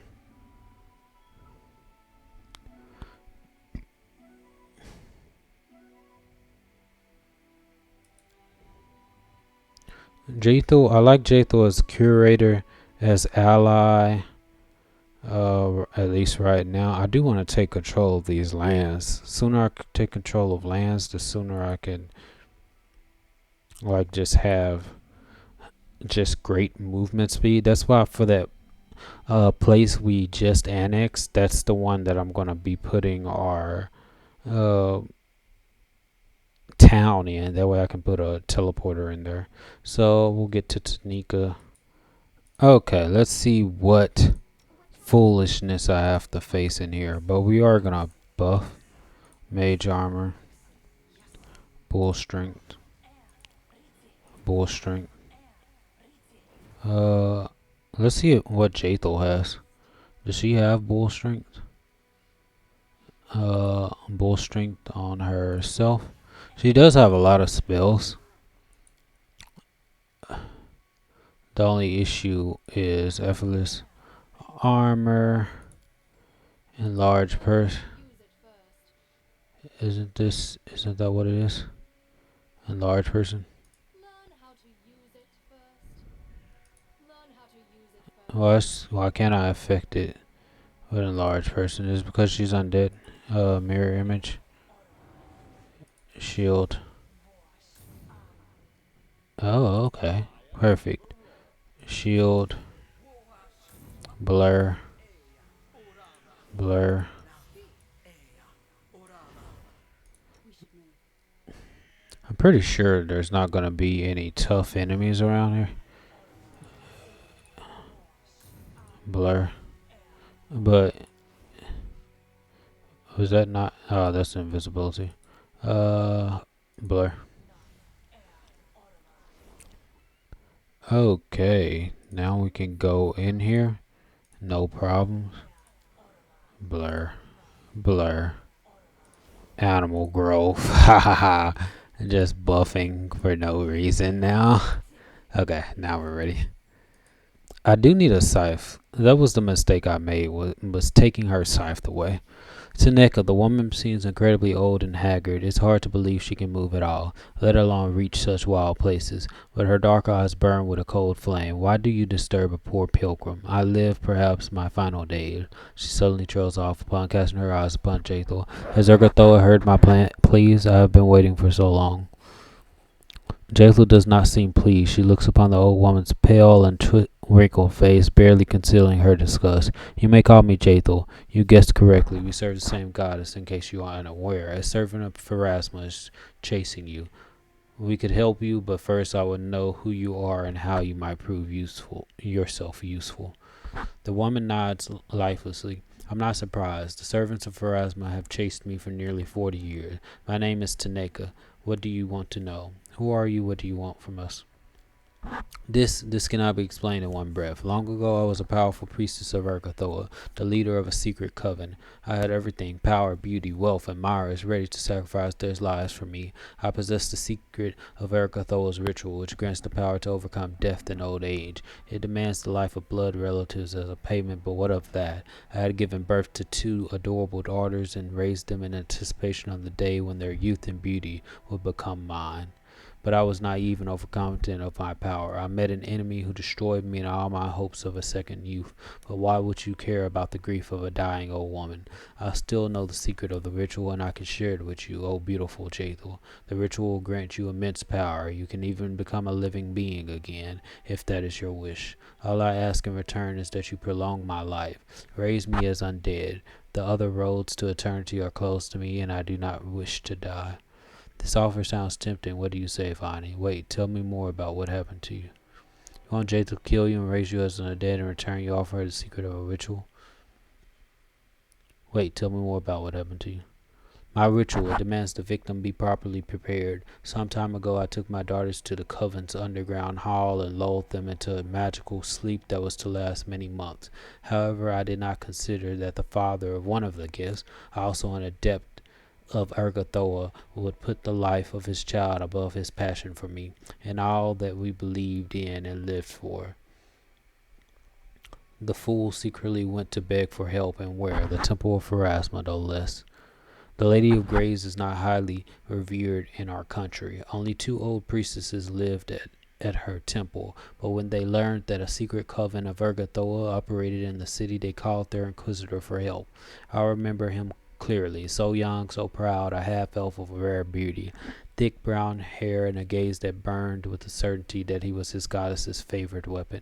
He broke into the hall while I was preparing the ritual. We fought the coven of Urgathoa against the Pharasma's inquisitor and his 2 companions.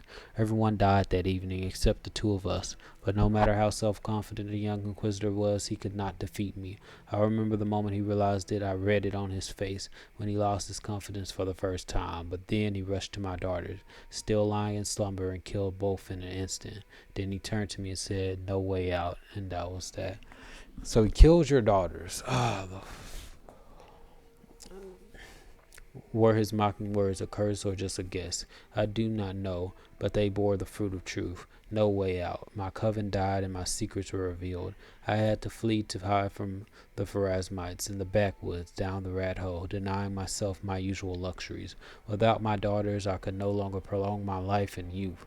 Year after year, I tried in vain to conceive a child. Year passed after year in desperate attempts, flights, and hardship. My beauty and strength wilted away, and I became a miserable, exhausted old woman. Jathel's gift is now my only hope of escape from death. What an ominous story. I could make for a thrilling book, but no, I don't like those types of characters or finales. What do you know about Jaethel? Why are you seeking her help?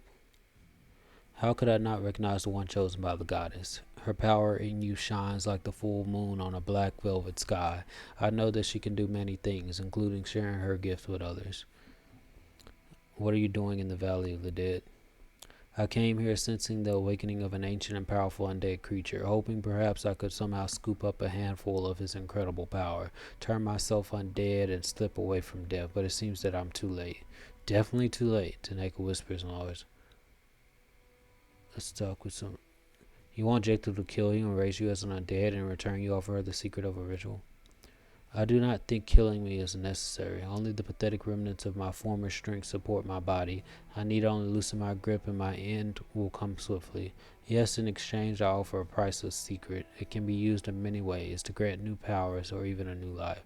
Jay thought I made a decision. I'm listening. Despite her detached composure, the undead elf looks at you with tension in her eyes. She lowers her voice to a whisper. We might accept this offer, then change the agreement after I possess the secret of the ritual. It was horrible. Its secret should die with Taneka. Knowledge is knowledge. Agree and receive the secret. Then I will decide if we should use it or not. It's a bargain. It matters not whether the ritual is bloody. Knowledge is knowledge. Agree and receive the secret. Then I will decide if we should use it or not. Taneka looks at you with insane hope in her eyes. Then, with a trembling hand, she pulls a large scroll from somewhere under the rocks and hands it to Jaethel. I almost did not expect. I yearn to know that I have endless years ahead instead of an imminent end. Give me this chance, Miss Sister, and be blessed by our goddess. Taneka's eyes slowly fade as her life force leaves her decrepit body. A moment later, the woman falls heavily to the ground, dead. Jaethel looks at the corpse with disgust. Now I propose we leave this carrion to the ravens. This pathetic, weak, ugly creature was unworthy of Ergothoa, even more unworthy of her gift of unlife. In lies and pride, that's all you are and all you will ever be, Jaethel. Don't think yourself any more. This woman was a monster in life and she'll be even worse as an undead. It may seem cruel, but in my opinion, we shouldn't revive her. Lawful Noodle, we made a deal, Jaethel. Whether you like it or not, its conditions must be fulfilled. You unleash an old, evil, undead priestess into the world. Why ever not raise her, Jaethel? She was a monster in our life, but a deal's a deal. We can always kill her later. I cannot disobey one who holds so much power in his lands, even if I'm disgusted with what needs to be done. You perform the lawful.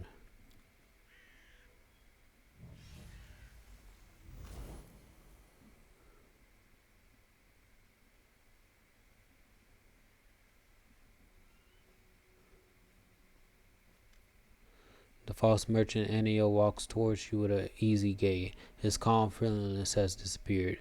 Like a mask fallen from his face, his clothes are decorated with the easily distinguishable symbol of Pharasma. Hope you've settled all your affairs with the poor old exile. It was an interesting show to watch. The undead priestess tightens like a predator preparing to strike. You, so many years later, and you come to me again. Why are you here? Why stand once more between me and immortality? Time to explain yourself, anyhow.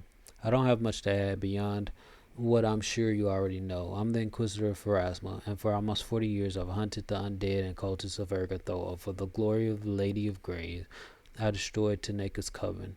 I tracked Jaethel into the wasteland and killed her, only to find that her hideous deity returned her to life. To put an end to that, I made use of a company of naive young elves from a camp near the Thorn River. What a stunning frankness. Jaethel smiles lightly, almost affectionately. Did you imagine, Half-Blood, that those youngsters could handle me and the king? I like that they have that updated. Anea, do not be so naive, Inquisitor. I held no hope that the young elves would kill either you or your defender. No, I wanted you, rather, to kill them, and I did all I could to inform their relatives in Keonan of the horrible violence you perpetrated. Retribution will follow sooner or later. One lonely warrior of Pharasma may fail, but 3 elven clans will find a way to exact their revenge. There's no way out, Jathel, not for you. So you deliberately sent the elves to their deaths. They weren't undead. What grudge did you hold with them? They were a necessary tool to complete my mission. This is what happens when lawful good becomes like so devoted to their plans that they commit evil acts. But anyway, they were necessary to complete my mission. In my youth, I thought the best decision was a bold, honest battle against apostates and monsters, but I learned much from my struggle against Tanika. There's nothing worse than seeing an abomination rise before you and being powerless to strike it down. One must use any method available. Why did you kill Tanika's daughters? They were necessary for her disgusting ritual, and their death was my only chance to prevent it. Do not forget who I served. Their honest deaths and their souls' journey to Pharasma's judgment was a far better fate than their mother had prepared for them. Did you track down Jathel right after her expulsion from Keonin? Immediately after the trial, I was born in Keonin and often visited.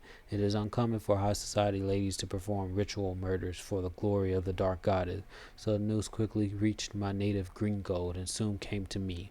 When later the elves sent her to exile rather than the usual life imprisonment, well, how could I stay away? It's all well and good, but why do you come here now? I wanted to talk to you, King. My hunt for Jadal is the greatest work of my life. She is the living example of the hideous essence of the cult of Urgathoa, the distortion of the world order and the triumph of the evil intentions in her vile deity. Even if I die today, the story will end the way I intended, but you can still change your own role in it, Vanhi. You've been playing games for too long, Zealot. Aneo allows himself to smile for the first time. I've heard this so many times, even among the priests of Pharasma. There are many who think my faith is insane and my methods cruel and excessive. But that is the fate of the Inquisitor, loneliness. Jathel's been dead for a long time, a dead heart and a dead soul. Let Pharasma's Inquisitor commit his judgment. The world will sigh with relief. Lawful good, side with Enio. It was a mistake for me to ally with an undead murderer. I now know that Jathel will never stop and must support you, Enio. I must support you. What happened to friendship, bro? What happened to friendship? Why is it lawful good to betray a friend? Neutral good. Okay, so it's a good option to side with Jathel. You are a dangerous fanatic. Innocent people have died because of you. More blood may be spilled unless you are stopped. Lawful neutral. Side with Jathel. Jathel has served me well. I cannot allow you to kill her. Side with Enio. Allegiance with an undead follower of a dangerous cult. This is harmful to my reputation. That's my only reason for supporting you, Enio.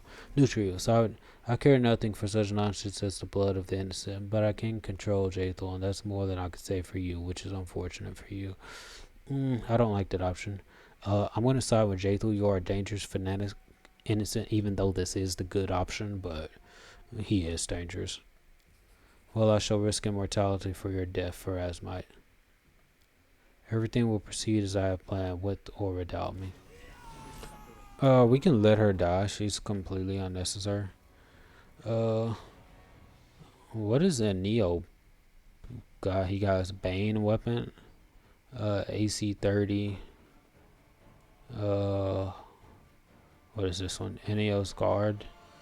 That's a bard. Fighter. He's a fighter, but he has. Let's kill the bard. I need to put my longbow of Cold Moon on. Let's charge the guard. Good. Ah, he has even more people.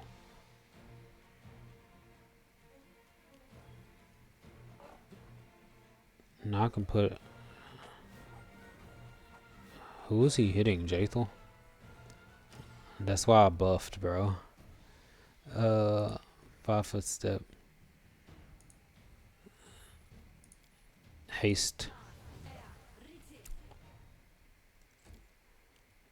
Now I could. I don't even think they can hit me. I'm just gonna launch a fireball. Like, since I do have control of fireball, I'm just gonna launch a fireball at the feet of our enemies. Control fireball. Everyone die. Ha ha ha. That feels good. Divine power. Who else is gonna die? It's for getting near. Don't get near me. Tristan, what can Tristan do? What is this? A nails guard? Do I have any good stuff? Oh yeah, I can finally test out that. This is holy word. Are they good? No, they're neutral. I can test out that other summoning spell that I got. Oh, it's the create undead spell. That's the one. Is this one it? Create undead. So I can create undead guardian armor. Full round. Spell summons a guardian. It appears where you designate an axe according. Or I can make a grave knight. And I'll probably hate this. But I'm completely okay with it. I was gonna do a controlled fireball just to get the trash out the way, but I'm gonna dominate person, turn them to my side. Did he? Neo's guard failed the will say. Why did you attack? I will attack him, even though I doubt she will be able to hit. She has plus 14 now. I'll go after Neo's guard. Okay, great. Okay, so now we have the A team, so he can die. Enio's guard is now on our side. Oh, I should have put on the longbow of cold moon. Okay, finish him. I really would like to Nika to die, but I might can use her later on. Story ended with an incredible duel between the Inquisitor Phadrasma and the Inquisitor of Ergothoa. I don't think that's how it went. There's Enio's guard. Domination is still on. Okay, let's talk to Kaneka. Thank you, sister and your king. My journey in this world is not over yet. Woolkeeper. Go to the Temple of Prisms with Valerie. An Ancient Curse Part 2, Affairs of the Heart. Find an emerald necklace, and we did. Ancient Curse, we're going to go up there. So, Symbol of Militia and Barnhold, we do have that going on. Chase My Shadow. Followers of Ergotho has been sighted there, and she may somehow be connected with Enio. Maybe she can provide. So, knock knock in the Great Mother. Okay, so now we have the issues. Okay, ancient scrap of leather. That is great that we found that. So now we can leave.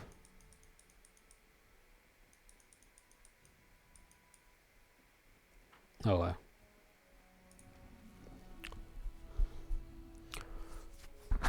So let's see if what the scroll can be used for. We might just save the scroll. Let's see. Ascending, type in ascending order. Nah. Date from oldest to newest. Scroll, that's regular stuff. What do we get from ancient scrap, dizzy head, from oldest to newest? I guess it's not in here, but that's fine. Now we can. That's something to claim whenever we do get this land, but we don't have the land yet, so we're gonna go to Varnhold. I'm glad we were able to get some ancient scraps. We got a little selling evil pranksters. Except what the? That's a very big. The cursed place known as the Bald Hilltop has brought hardship and woe to the lands once more. Fae of all kinds have appeared, marked by the same raging hatred that fueled the magical beasts preceding them. They seem to have declared war on all mortals. Their normal tricks have been replaced with cruel and dangerous jokes, and their pranks, more often than not, now end in death. Lindsay can decrease it. We definitely need to use our crisis points for this. That's crazy. The truth of the blade. A famous local priest of Caden is urging your subjects to settle their disputes through duels rather than court. Our youth are zealously. I don't have anybody to do that. Order of Prism's condemnation. Credits your kingdom, calling it a place where culture is forgotten and the practice. All these things I have to deal with. So we might end up going war with the elves, because we're not just gonna let them do whatever they want. Arcane research material claim. So there's different stuff here, like mountain trout. We can go. In fact, I'm gonna. I do have things to do, so let's not play around. Teleport to Oblivion. Okay, enter. We will rest. Darn. This will give us time to rest. May we have a moment of respite? Arlene bows. Greetings, Your Highness. Allow me to alleviate daily concerns with a humble gift from your admirer, Prowling Cheetah. Okay, thank you. I'll be accepting your future creations. Okay, so now we rest. Ancient Curse Part 4. Issue an urgent decree and protect the kingdom. Leave. Okay. Let's see what appeared of in our barony. Evil pranksters, the cursed place. Okay, the kingdom managed to persevere and enjoy peace once again. Okay, we got some relations back, but we have to deal with the truth of the blade.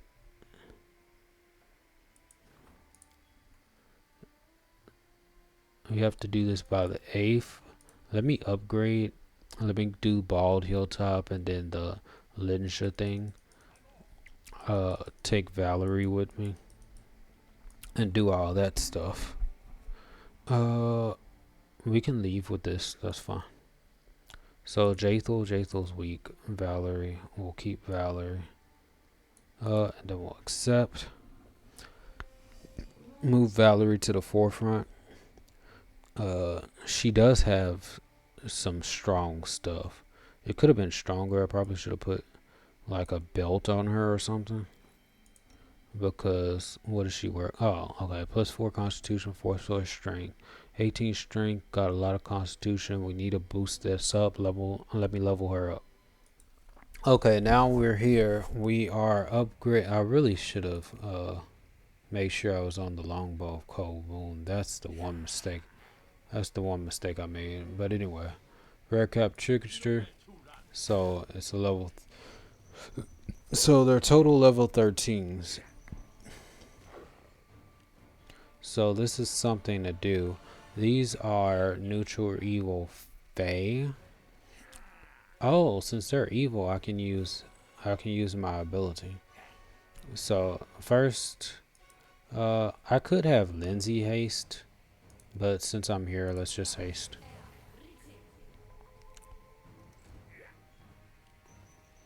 What kind of fast healing is that? We're gonna inspire courage because I already buffed. So, I'm gonna get. Now we have Valerie in the group, so I can pretty much cast my spell. I should have buffed with these abilities, but I'm gonna spend the time buffing with Sense Vitals and all that stuff. I will be right here. The Smilodon and everyone else can adjust attack. Oh, he didn't die. Valerie's buffed up. Red Cap Savage, she has 4 attack. Why didn't you attack? Useless. Okay, attack. Oh yeah, I gave him Acid Maw, and I already put Bless in the game. So all enemies within 40-foot burst, certain on the caster, affected target, spell resistant. So I'm pretty sure everyone's in the 40-foot burst. Caster level is blinded. Oh, they're close to my level, so Holy Word's not actually going to be useful right now. I will summon some creatures. And specifically, I'm gonna do Create Undead. I want more damage.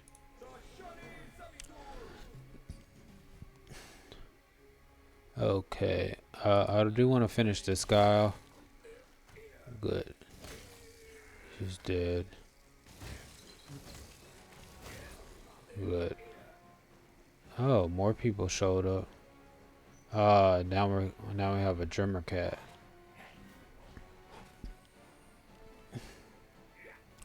Okay. Could move over here. I can't dominate right now. Uh, let's just summon more creatures. Aximite or Soul Eater. Brelani Azadas or Red Caps. Red Caps versus Red Caps. Soul Eaters aren't gonna get the job done. So I won't summon right now.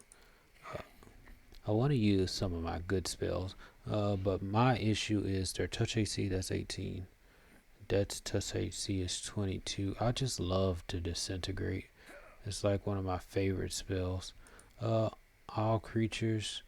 I don't want to risk confusing my other character, so I'm just gonna chain lightning. What is that? Reflex 14. Not good enough. All these choices. I want something good. So I'm just gonna cast Disintegrate because I like the Disintegrate spell. It's a Fortitude save, which they're not gonna make it. So let's use it. Oh, 105 damage. That's nice. I should have made a quicken spell version of Magic Missile.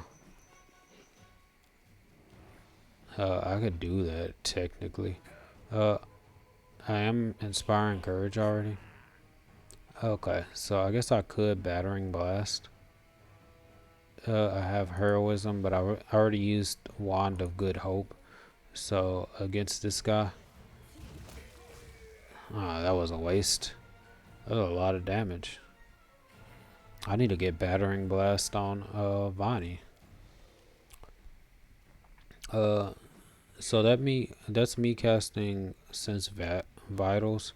I will cast Vampiric Shadow Mount. So now if they hit me, I'll be good. So now I just need a greater invisibility on Vanhi. And then I think I'll be able to do some regular attacks. That didn't work. Can I actually hit someone now? Good. Akbo. That acid damage. It's more damage on top, but it's not giving me what I want. Archon Zora. I really could have prayed.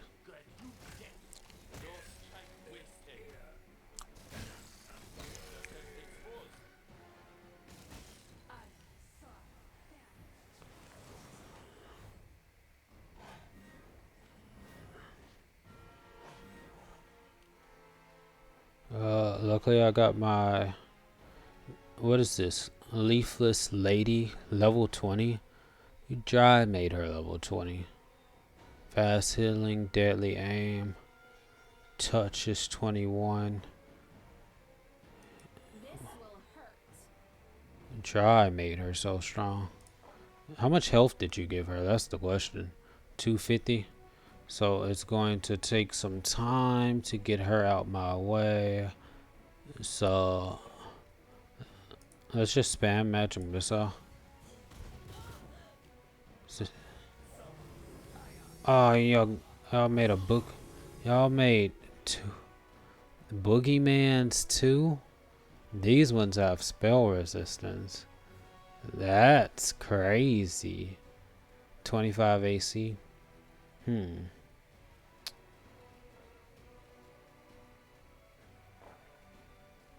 I could Battering Blast, but she doesn't have spell resistance. Oh, Vanhi is suffering from the confusion.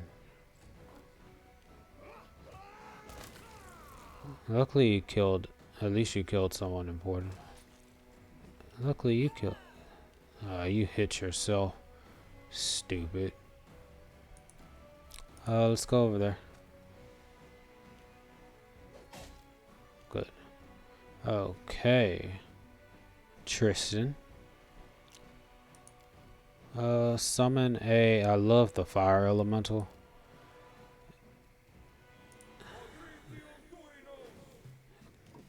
Good. Of course I'm gonna aim at this one, 35 AC versus my 23 to hit, because she's the most dangerous. Wait, she's immune? What the? Is this Summon Nature's Ally 8? She just plays Summon Nature's Ally 8, and she has Fast Healing? Battering Blast. Let me see if I can hit.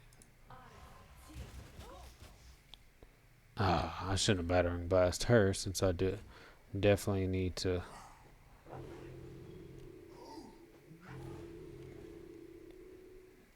And then she's casting. That's dangerous. I need to kill those. Those boogeymans are dangerous, but I have to kill her. Okay, so now I'm free. 23 AC versus my 21. I'm blessed. Oh, I need a prayer. That's gonna give me some good stuff. Let's greater invisibility on myself. Okay. Deepest fear, we'll say. So annoying. Yeah, kill that one. Okay, that boogeyman's dead. Grave Knight, slay. Okay. I will move over here. Okay, let's pray.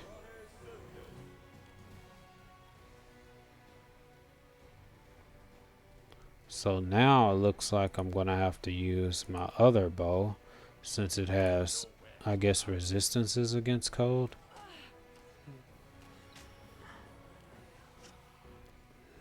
Did you just acidic spray?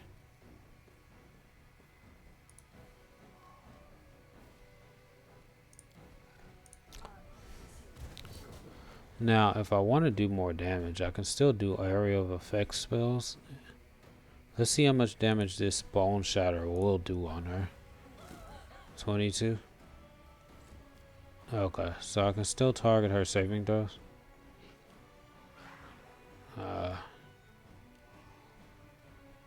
Summon Nereid. I'm never going to do that against that. Plus 25 to hit.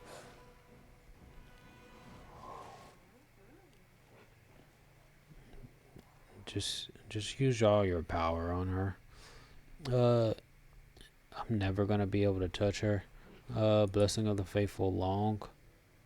On Akundia.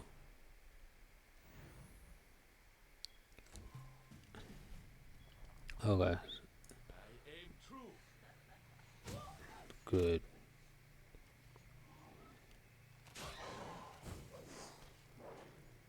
Oh, so at least I get the hits. Okay, so I can still target her saves. It's just I have to choose a save that's actually going to do damage, even if I target her or not. Bone Shaker. I really don't have that many good saves for her. I have Battering Blast, but I don't want her to go away. So I always summon monster 6. Just summon it on monster, but that's not gonna work. So I'm just gonna keep on with the magic missile, since she still has a high AC, and just ignore her summon. And then we'll still have Lindsay. When Lindsay comes in more clutch when it comes to damage.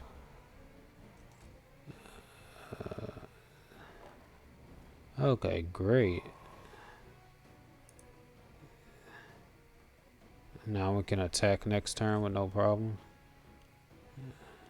Hakbo. Good.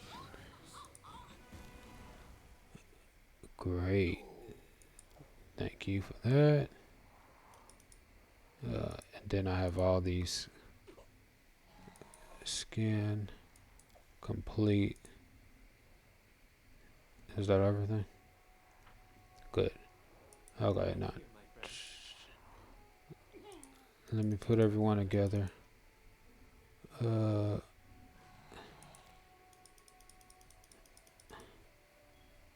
Okay. Tristan can channel positive energy to heal everyone from their stupidity. Whenever he's done. Crushing Despair, that's fine. Her allies, land defenders, I don't know. Is everyone ready to go? And so they walked on. Because I'm trying to figure out. Why is he still land defenders, bull strength, crushing despair? Each affected creature dispels good hope. This one's still confused for 42 seconds. Smileton is confused for 42 seconds. He's confused for 42 seconds. So I just gotta wait 42 seconds from their foolishness. We'll have Tristan here to heal them whenever they... And then we'll go to the next location after I'm done waiting. Okay, now we're here to talk to Linsha and get this dealt with. King, how did you get here? Who told you about this place? I demand answers. Lindsay self-righteously turns away from Linsha. Ooh, book burner. Oh, book burner. Tell me more about the investigation.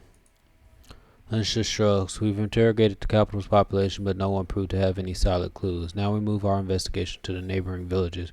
I'll find Darvin, whatever it takes. Today, tomorrow, in a week, or in a year. He won't escape me.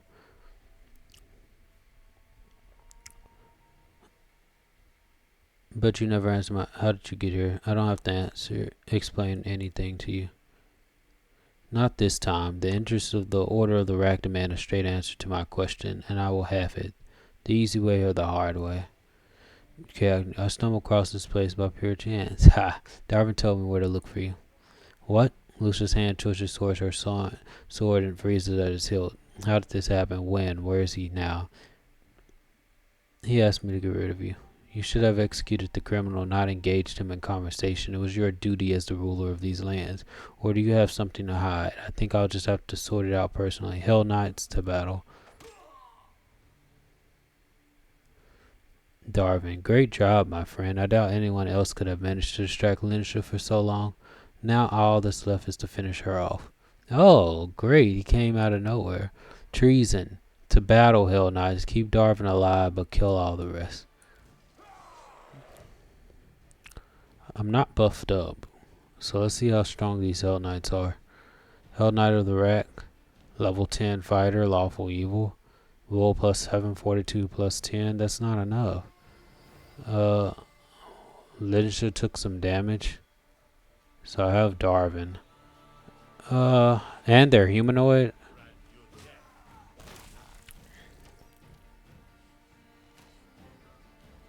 Oh, I need a switch. Definitely haste. I think we can charge, deal with Linsha. Oh, I can't charge. We'll just hit her.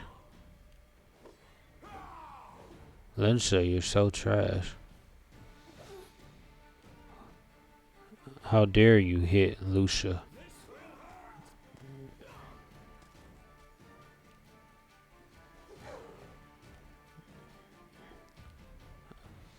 Where's my 5-foot step? Dominate person.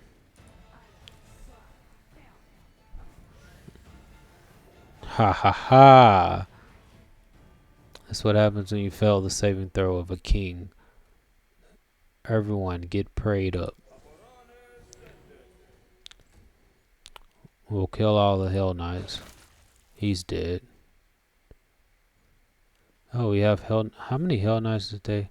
Ha! They're fighting against each other. Perfect. I want to switch back to my longbow of Cold Moon, which is my favorite one. We'll attack this one who's over here. Okay, so now we have Lindsay, Inspire Courage. Linsha.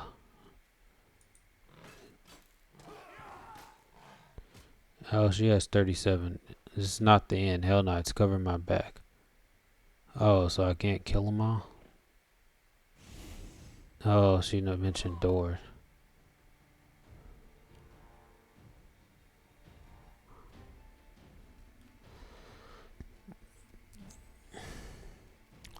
Well, since they all decide to get it in one place, I shall use my empowered fireball.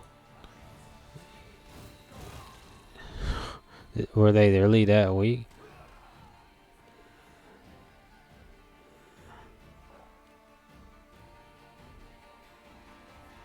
Fireball. That one weak. Control fireball. If I control fireball, I can't get that one. Yeah, that's fine. Control fireball. That one dead. That one still has some health. Sneak attack thanks to greater invisibility. Ooh, that did something. But unfortunately for you, it's Tristan's turn. I could attack this one. Hell Knight of the Rack. Let's go in here. Die. I can't get you right now. Thank you for coming out of your hiding place. Your attack opportunity didn't go through. Why are they scared?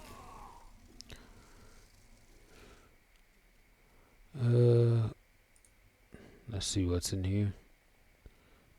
Why is this guy afraid? I haven't done anything to him yet.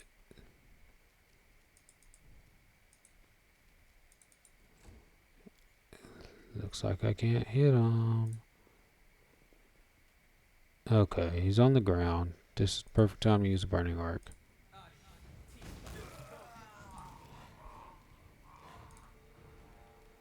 Is there someone? Oh, it's the one that we mind controlled? Ha! We're not gonna use anyone up here.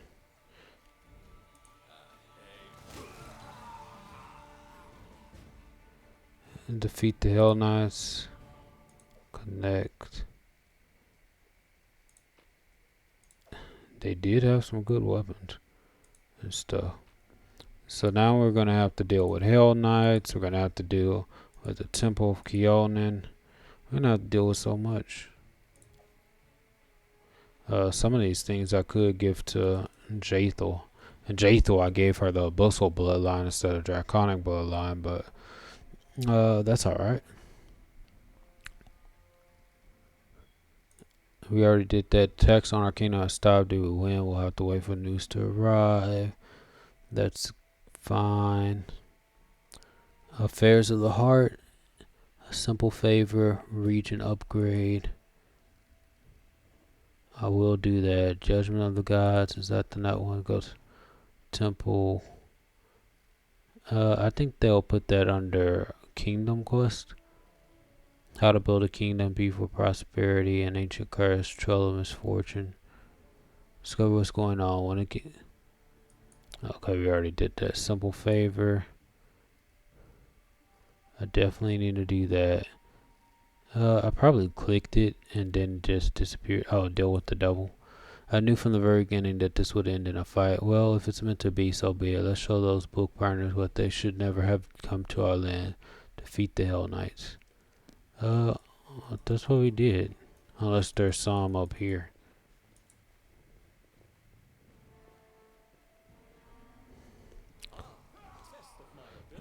Uh, there are.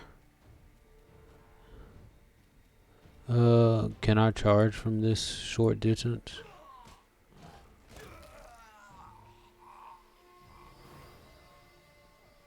Oh, yes, there are.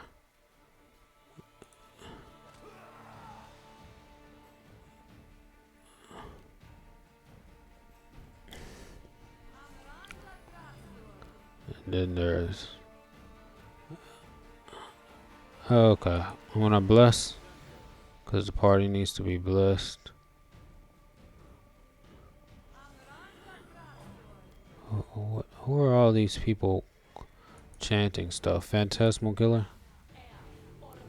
Ah, he passed his will save. Good for you. Can your pass your don't get hit slave? Did he just haste them? Good.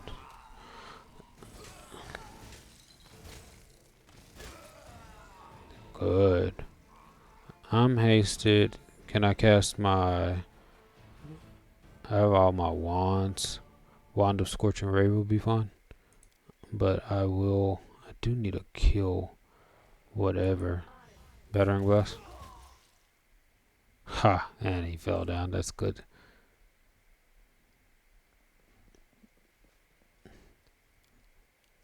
Valerie.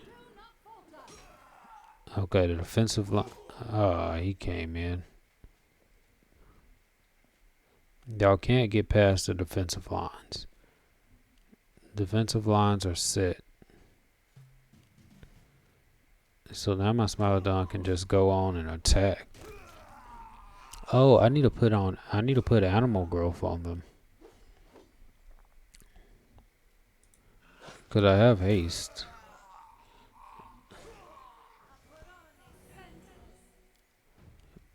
Is he just buffing?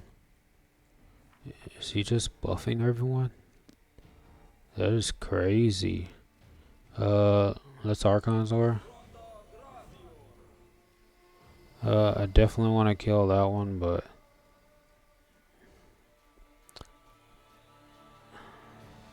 he's gonna do this turn or what? I want to deal with this Hell Knight. Oh, I can chain. I can really chain lightning. Since y'all are just... Oh, beautiful. I'm gonna do that again. Get hit. That's for being all up in my face. Another one?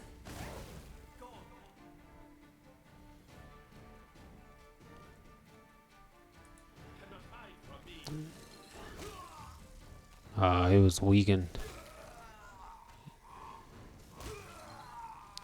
Which one is this? Okay. Prayer enemies. Oh, someone prayed as well. Okay. Good for them. Animal growth on Smilodon, and then I'm gonna animal growth on. Don't hit Valerie like that. What you get? Valerie's become actually strong now. She has only a plus 16 hit. What's her inventory like? She has 22 strength. Oh. And she has all these bonuses. Well, only a plus 16. Plus 6 strength, base attack bonus is plus 9. She's suffering from power attack. Oh, okay.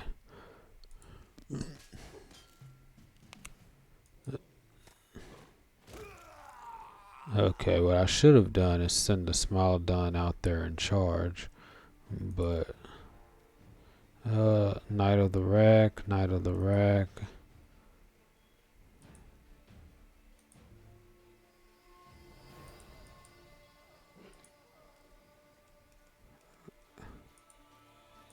Dang, okay. So I'll charge. How you fail your will save?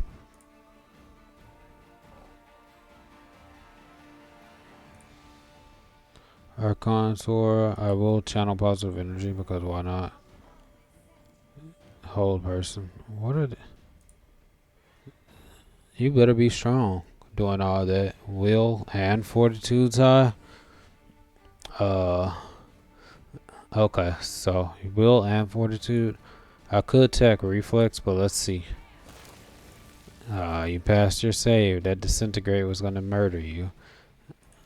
But I do have a full did it still kill her? When it still killed her? Empowered Scorching Ray. As it should be. I didn't even check to see how much experience I got for those creatures, but I will collect all. Take all that belongs to me.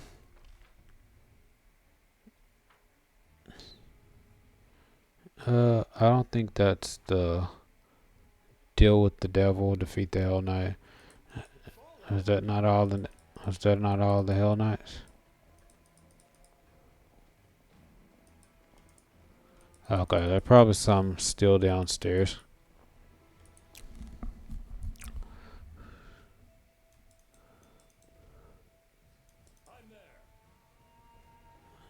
Stumra. Probably some back here.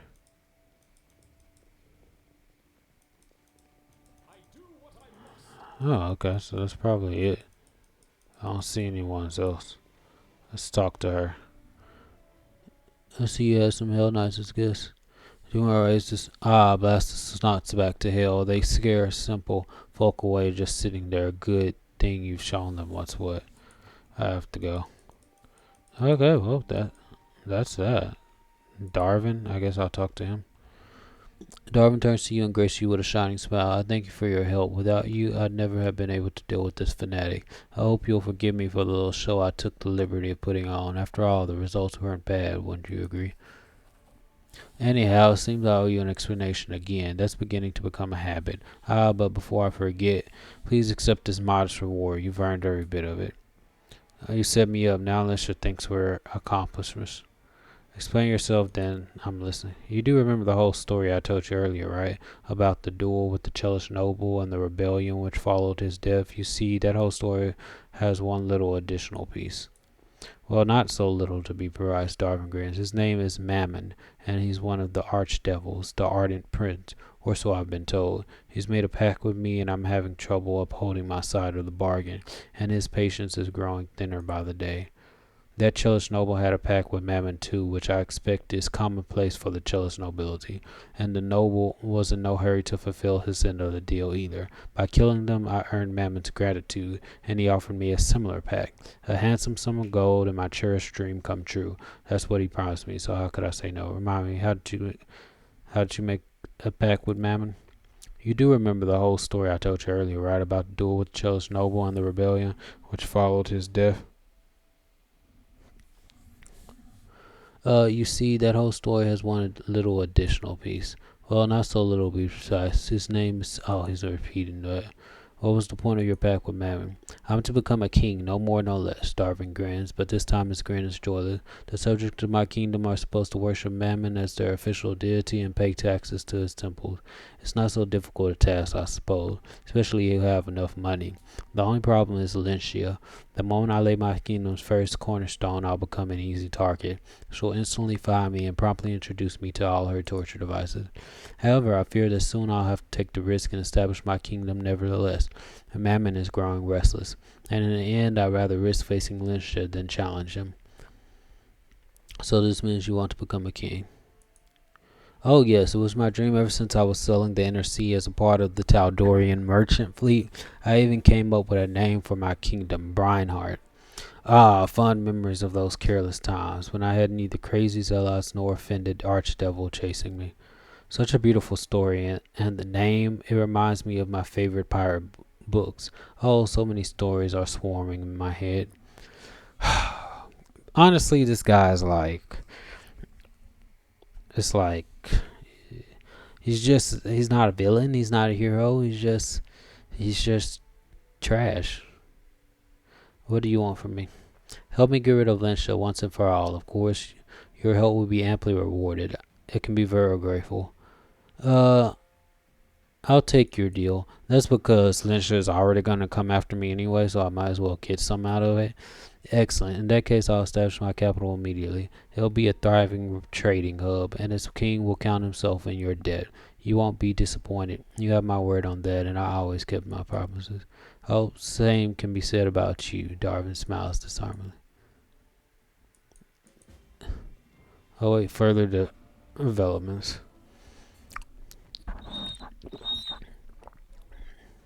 Hope as long as we don't make a deal with any devils, we'll be good. We'll just use them. Let's just asking around the divine. Let's just cease to interrogate people. Order of Prism's condemnation. I will head and do that. The truth of the blade. And then I can get my Grand Diplomat up. This is the North Nor marches, so we can go to Skyhaven. Rescuing will be nice, don't you think? No. Move. Spot the enemies, fight. Because they're not going to be strong enough even when we're taking the penalties. So, but I do like how Valerie turned out. Valerie is now useful. So, let's figure out where these... Yeah, kobolds, actual trash. And then they're attacking the Jormer cat. So, I'm just going to attack. Can I? I can't have her charge. Well, I have her magic missile. That little bit of damage. Dead. Oh, well, what I could have done is probably haste. So I will haste just so everyone can go faster. So there's probably something over here. Because I did hear a sound when I... Okay, great. So we can kill those. And then I probably can go over here. It's enough. Inspire courage.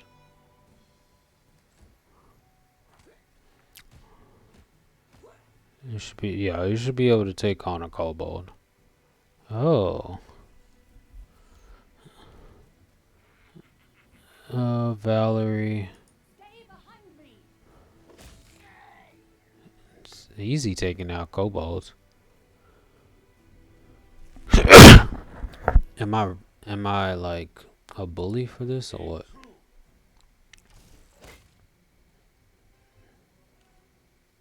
No, that's right there. It's like, what's the issue? Like I can just charge this one, right? Nope.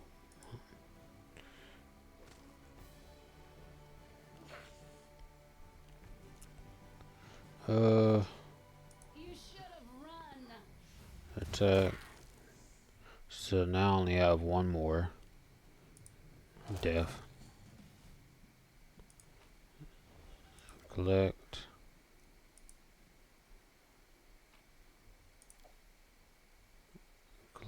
Collect this useless stuff.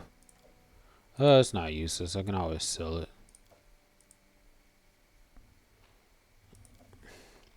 You know what they say, all money's good money.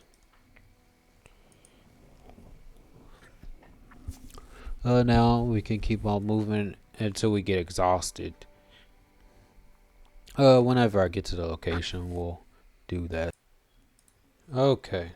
So now we're gonna give Chemo this necklace.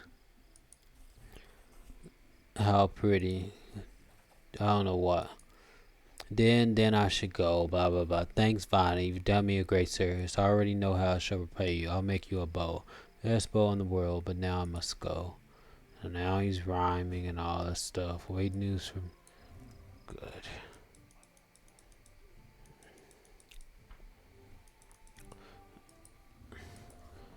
If that's what it takes to get good weapons, fine. Well, weapons for me to sell. We lost Mim, so we lost that stuff, but we do have a lot of people making up for it. At least all these Hell Knights had all these steel helms and these regular cloaks of resistance. Headband of mental perfection +6. Intelligence, wisdom, charisma. Now this one I am going to give to Tristan for the simple fact that he can make use of that. So I can equip mental perfection +6 to him. And then we can give Lindsay, already has +6 of that. And headband of vast intelligence.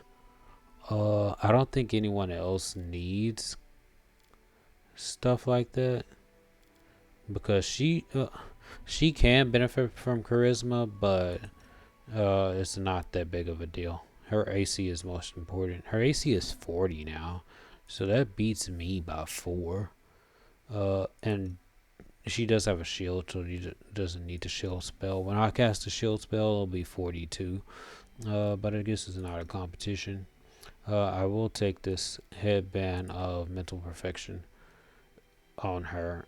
So her intelligence is 31 now, +2 ring. +2 ring is good. All of this stuff can be sold. I don't have a problem with any of that stuff. Full plate +1. My battle master's plate is still the best in the business. Then they had some magical long swords, so they were some decent enemies. And that's going to give us a good amount of gold. So now all I need to do is go to this prism place, wherever that is. Wait until all of this is built up. Glimshire, I'm so glad I put it right next to everything. Armag's Tomb and Flintlock Grassland.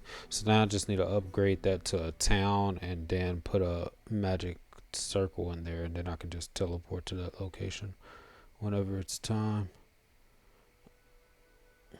But I do need to locate, and then I need to annex this place when given the chance, so that way I can explore. One of these days I'll have time to just explore, but I don't think I would be able to do that right now. So I got the swamp, tame swamp.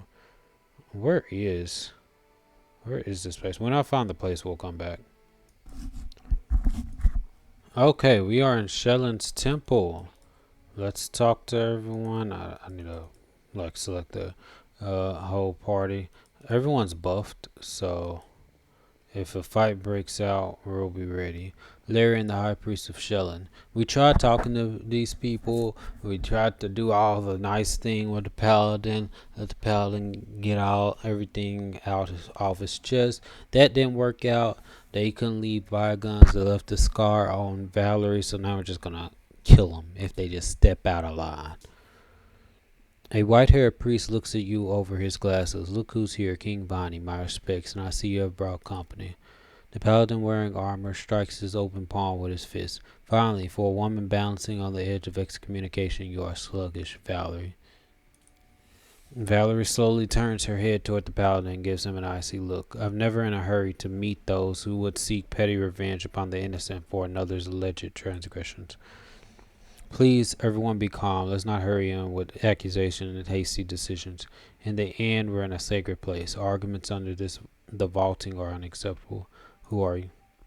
My name is Larry, and I'm a priest of Shellen and leader of the local congregation, for now at least, until my place is taken by a permanent priest from the Order of Prisms. For now, I'm spiritual advisor and mentor to respected Hedgen and his people, paladins of Shellen who require the advice of more experienced devotees. What is this place? The Temple of the Lenses is a new abbey for one of the orders of Shellen. The priest looks up at the vaulting in admiration. A beautiful architectural masterpiece, isn't it? Such a sophisticated building will make a splendid home for the Order of Prisms. Which of you is behind the dirty rumors about my kingdom? We say the truth and you call it dirty rumor. We're the protectors of Shellen and all who call her patron. It's ridiculous to hear the charge of slander from one who has befriended a viper. Your friend blackens the name of the goddess herself. I will pass unremarked the vaguely veiled insults. In the end, I have the doubtful honor of talking to a coward who can only throw around empty words and ungrounded accusation. You're too spineless to meet me face to face and make your claims in person. That's why you prefer to strike on the sly. Please calm down. Although I do not approve of the methods of respected hedging, I will not tolerate jokes at the expense of a paladin of Shellen in our very temple. I see there's a whole company here.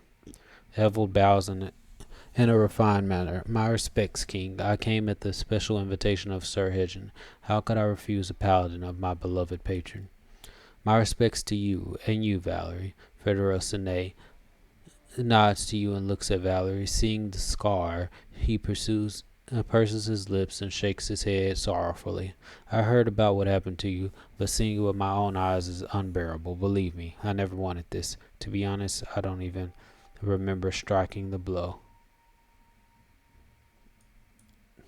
The wrinkle on Valerie's forehead softens. We settled our argument in battle, Fredero. As for the scar, I've been wearing my wounds for a long time.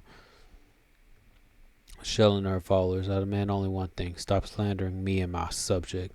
I want you to leave Valerie alone. She serves me and owes no debt to Shellen. I only came to escort Valerie. You can deal with each other without me. I want you to leave Valerie alone. She serves me and owes no debt to Shellen. Hedgen Paladin of Shellen. Divine responsibilities surpass all worldly vows and commitments. Valerie has promised to Shellen and rejected that honor. Now Valerie returns to her order and insults Shellen again. It's time to repent and answer for your transgressions. I tried to forget everything they stuck into my head in the order, but I remember one thing for certain. Shellen is not revengeful or stern. I don't believe your words, Paladin. You're right, Valerie. Our goddess is not stern with those who misstep, which is why you need not fear the divine trial. Its name is just an old tradition. Valerie looks down, and an expression that could be taken for abashment freezes on her face. What trial are you talking about? Larry folds his hands. The divine trial is a special ritual carried out by the followers of a god for someone who has lapsed in their faith. It is not well known, but is used to those for whom there is still hope, for returning to the church or at least for making peace. Making peace indeed, Valerie, who rejected my lady, should not count on being coddled. What exactly is Valerie accused of? Of persistent disrespect and insolence towards Shellen's ardor and the goddess herself. The Order of the Eternal Rose disowned this woman, but we, the Order of Prisms, will finish what was started. If Valerie refuses to repent, she shall suffer punishment. What is wrong with these people? You know, I believe that Vanhi is leaning towards killing them. Maybe this trial will bring you peace. No, we already tried doing that. It's up to you, Valerie.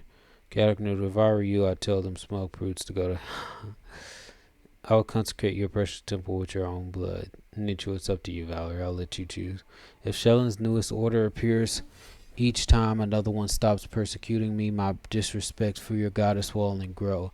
You are creating the very thing that you are so diligently fight, but are incapable of understanding this. It's up to you, Valerie.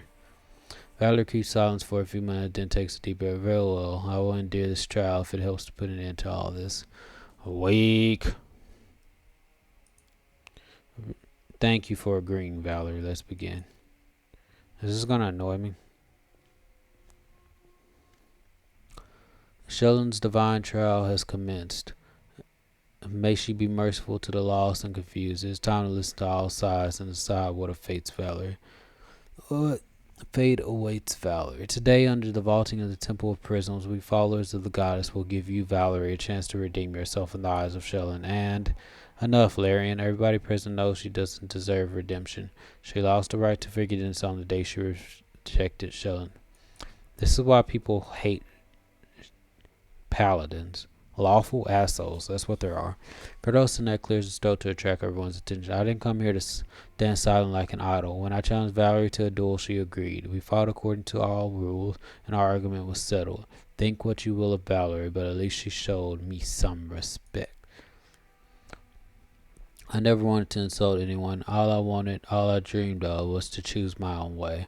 Diplomacy 30. Valerie despises Shellen and everything she touches. Don't confuse her good manners with obedience to the goddess. Why is that diplomacy 30? Everyone can choose their own path. You and Federo follow Shellen's faith, and Valerie's turned away from it.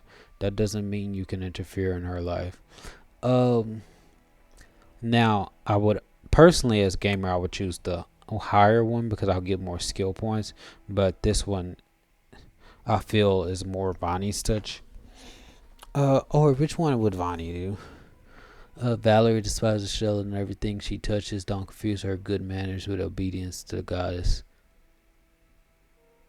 Yeah, just shove it up to them because they're all annoying right now. We can just do regular because this is fair and realistic. Let's see if they can be reasoned with. If depending on their response to this one, we'll decide on our approach. Because this is logical. Everyone can choose their own path. If they just say anything otherwise, then they're gonna be killed. This may surprise you, but I agree with you. Okay. Once my blood cooled, I started to realize that my complaints about Valerie were a little excessive. Enough about Fredero. We don't have that much time, and Valerie gives us much to consider. According to her masters at the Order of the Eternal Rose, she's always been noble and merciful. Stories about the valor she showed in Brevois spread far beyond its borders. How many did this fearless warrior save from the fire at Mandi Aldori's house? They, and many others, owed their lives to her. I only did what I had to, no more, no less. What would you say about all of those you've killed since? Be honest with yourself, Valerie. You're a warrior, not a nurse. Chaotic neutral, bluff, lie. What are you talking about? I don't remember any fire at Mandi Aldori's house. What you say about all of those you killed? I guess this would be like turning. Why is this an option? Diplomacy 30. What would you say about all those you killed since? Be honest with yourself, Valerie. You're a warrior, not a nurse.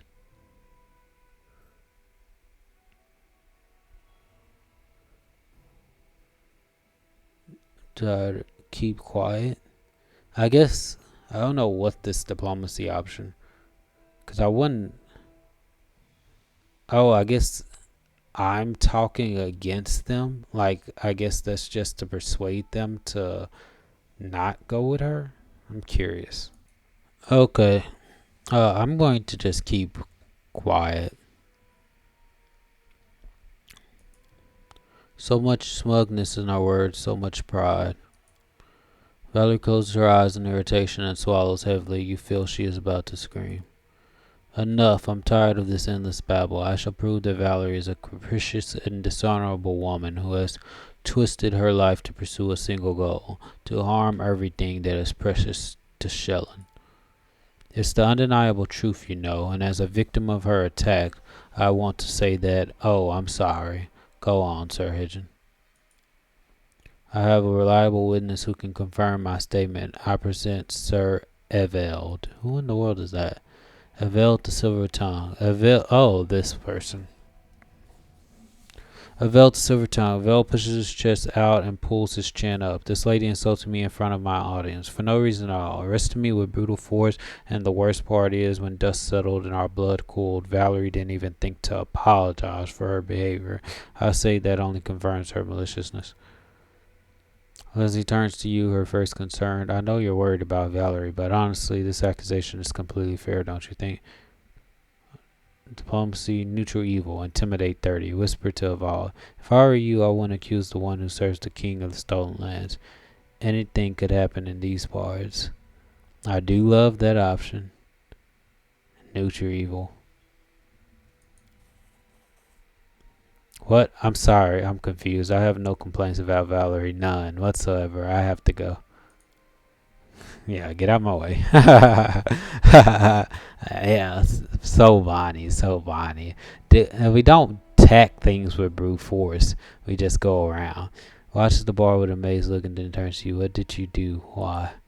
Valerie raises her head and takes a deep breath, as if awakening from a deep sleep. She looks at the temple's decoration and raises her hand. I've stood here listening to your arguments for long enough. Now, it's my turn to speak. My departure from the Order of the Eternal Rose was not an insult to Shellen or her followers. All I wanted was to devote my life to what's important to me. The goddess's followers never gave me a single chance to walk my own life's path. Do I value art? No. Am I ready to serve it? No. Do I respect those who have brought so much trouble to me and the king? No. But there are some of you like me who dream of just one thing, to carry out your chosen duty. Valerie turns to Larian and lowers her head. If all servants of Shellen were like you, my parting from the order could have been much more peaceful. Maybe I don't deserve forgiveness in the eyes of Shellen. Maybe fanatics like Sir Hedgen would be happier to see me in the noose, but I see now that one shouldn't laugh at another's way just because one doesn't understand or share it. But now, speaking openly before you, my conscience is definitely clear, and if you wish to judge me for the fact that my opinion is different from yours, Lucia, since I will be playing Lucia in Age of Wonders 4, is just listening to this and like people, humans, just useless creatures and she's just thinking of ways to manipulate the situation. Larian, the high priest of Shellen, the divine trial is over. Shellen has made her decision. About what? How? Valerie touches her face. The scar. It's gone. Oh. Perfect. Hedgen, white as a sheet, points at Valerie with a trembling hand. But why? Larian smiles softly, looking at Valerie. Look at her, my friend. She is proud, but who could expect otherwise from a creature of such amazing beauty? Now, as Shellen's light fills Valerie's soul, the child is filled with renewed radiance. The thorn that pricked has been burned away. The goddess shows Valerie her way to the source of light and beauty. No! Now Hedgen gets to die. Hedgen pulls out his weapon and shakes it in the air, rolling his bloodshot eye. The witch has deceived Shellen. Only I know the will of my goddess, deaf to Valerie. Fool.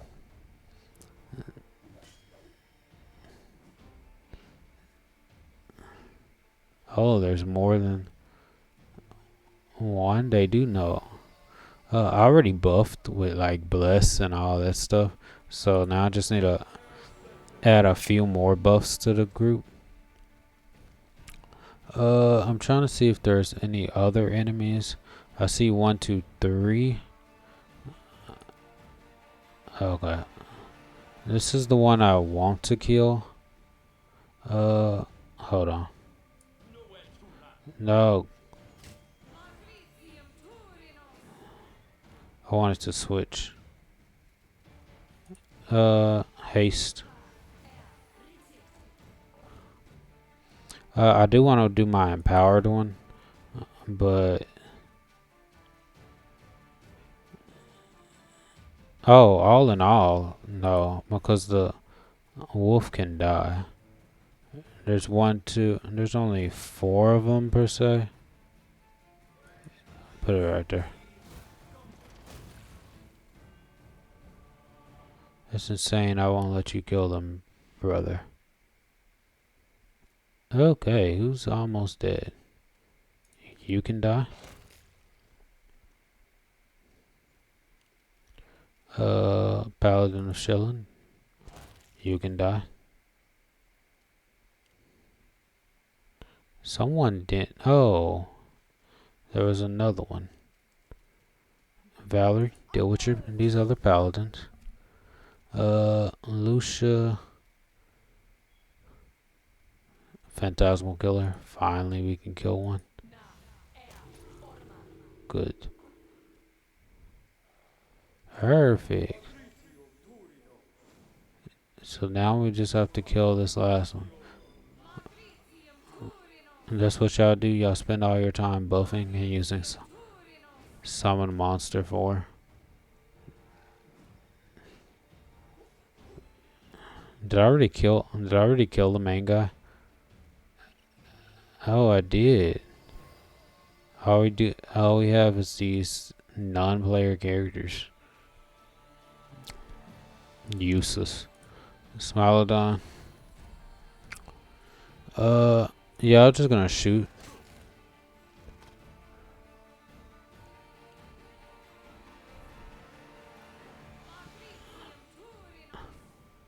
And now you do summon monster 3. I would have killed them all if I was to fight them. They lucky they didn't have to fight me. 2 paladins of Shelling. Okay. This is where I use a control fireball. Okay. Kill one. And now we can kill the other. You know they've gone crazy when they kill their own priests.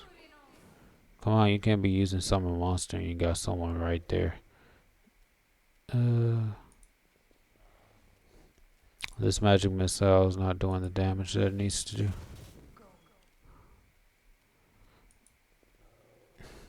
But I can use a control fireball too. For one enemy, that's perfectly fine. Valerie is painting and wiping the sweat from her forehead. This is it, finally. Valerie turns to Larian and looks at him expectantly. I think it's obvious to everyone here that that bloodshed is always a heavy burden on the shoulders of Shelling's followers. Larian shakes his head sadly. Forgive them, Valerie. Blind faith clouded their judgment and pushed towards violence, desecrating this holy place. Shelling's light will not soon return to this vaulting. Federal puts away his weapon, looking sour, but we will do everything in our power to wash away this disgrace. On behalf of the Order of the Eternal Rose, I offer you, Valerie, and you, your highness, my sincerest apologies. The Order of Prisms is young and too zealous in their judgments of events and signs. I'm sorry the paladins of the Order of the Prisms chose the path of violence, but it was their decision, and it is not our fault. There's nothing else for us to do here, Vanhi. If you don't mind, I would like to have done with this place. Visiting the Temple of Kind, guys. Sent by Shelling herself. What? Larry lingers by her. Possibly, probably, I don't know. Anyway, I must have done something that made Shelling take it back. The girl shakes her head. I don't want to think about it. I need some air to clear my head. Let's talk later. Okay, yeah, let's leave this place. Get my stuff.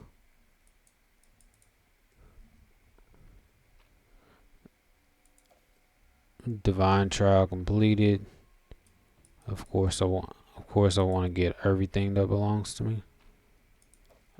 Since I'm here, I might can not visit this place, but explore this place. Like, what else is here? Nothing over there. Nothing over there. There's probably nothing else here. As far as stuff to take. Oh, okay. So we can leave. And then when we get back to the capital, because I do want to pass time one more time. Oh, no, we have to get that. Okay, we found the unicorns. Good. A lot of our characters are exhausted and stuff. I'm gonna boost my animal companions. Getting ready for this fight. Animal growth. And then I'll kill everyone. He already used their scroll. I already used that. I haven't rested since I left the area, so that's because I don't rest as soon as they get fatigued anymore, because I'm all like, I don't need a rest, number one. Number two, it's like sense vitals, vampire shirt, male, greater invisibility, Smilodon attack, great, good.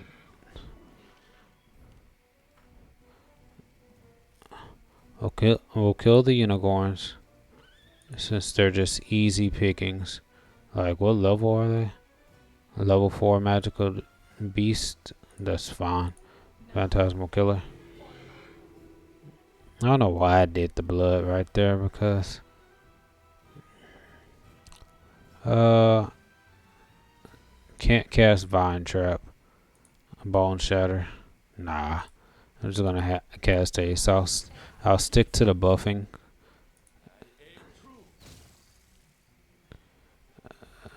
I'm gonna have to charge. I forgot she had mirror image.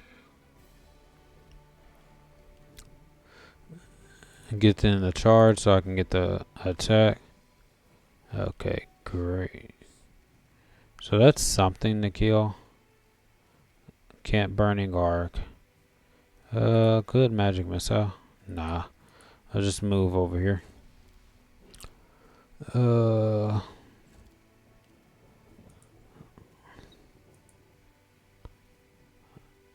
I don't know where.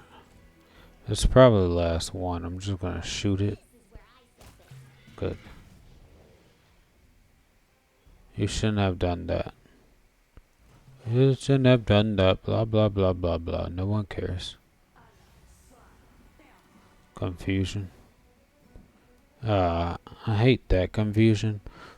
Smile done saving throw succeeded. Valerie will saving throw failed. Of course, Valerie. How strong? Oh snap! She came with some tree ants. Kama Dryad. Ah, it's a level 22.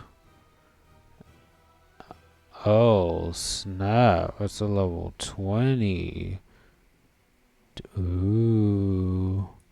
Bone Shaker.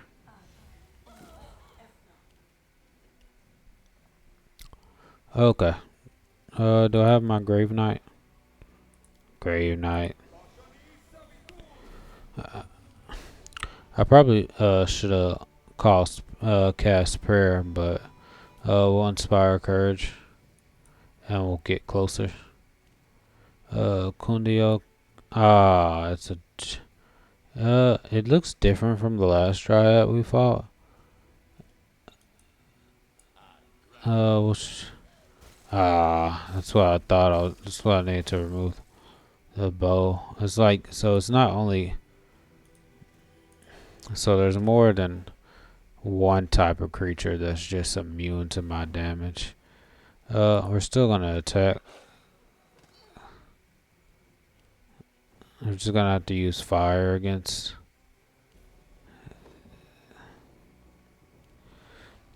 Unfortunately they're spread out, but I'll kill the Dryad first. Well, probably not. Can I do an Empower Fireball? Yeah, Empower Fireball. 108 damage. That was beautiful. That's because it didn't make it safe. I doubt they will be able to hurt me. Of course, I'm gonna cast a fireball too. Cause that one died. Now I just need to kill that one. I will move over here. Cast Scorching Ray on the tree. How did you miss, bro? Oh, snap. I didn't even know I was that close. Cast some Scorching Ray. Good. Since I'm only gonna be able to attack once with this. Oh, this thing's not dead yet?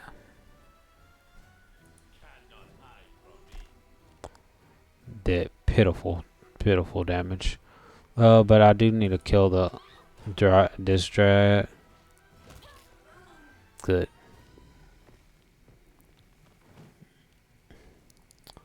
Bite this one. Oh, Valerie can now make some attacks. You're facing a 40 AC. I didn't. Okay. Scorching Ray because it's easy. So where's that concealment coming from? Yep. Channel positive energy. For those who did take damage.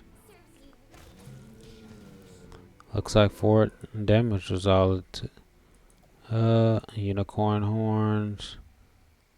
Unicorn horns. Where's the other unicorn horns? Now I can give it.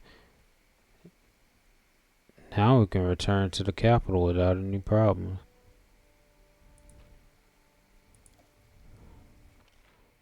Let's leave. Okay, now it's time to go back to the capital.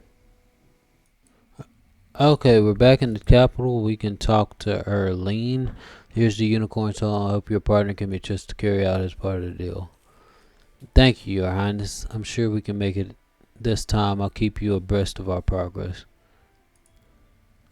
Okay, so that's taken care of. Now just wait. Now I can talk to Valerie.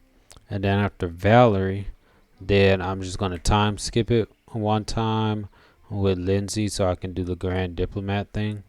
And then we'll call it episode. Greetings, Valerie Size. Everything is well, I hope. About what happened at the Temple of the Prisms. Please let me speak first. I wish to thank you and apologize. I'm afraid I've dragged you into a huge amount of trouble, Valerie sighs. Trust me, I didn't want any of this, and it saddens me what you've had to endure, but at the same time I'm happy I had you at my side through it all. I finally stopped blaming Shellen for all my troubles and found peace. Not that I suddenly came to love the goddess and her stupid followers, Valerie smiles faintly. But now I understand if you want others to respect your choices, you must respect theirs, however ridiculous they may seem to you. And of course, I'm ready to return to my duties with you. There are many battles ahead of you, and my responsibility is to protect you from any threat. I will add that to my list of things because I noticed that, like, hearing a lot of people's choices, like, I'm like, man, they're so stupid, but it goes both ways. And she said something very intelligent, that if you want people to respect your choices, you have to respect theirs, regardless of how stupid you think that theirs are.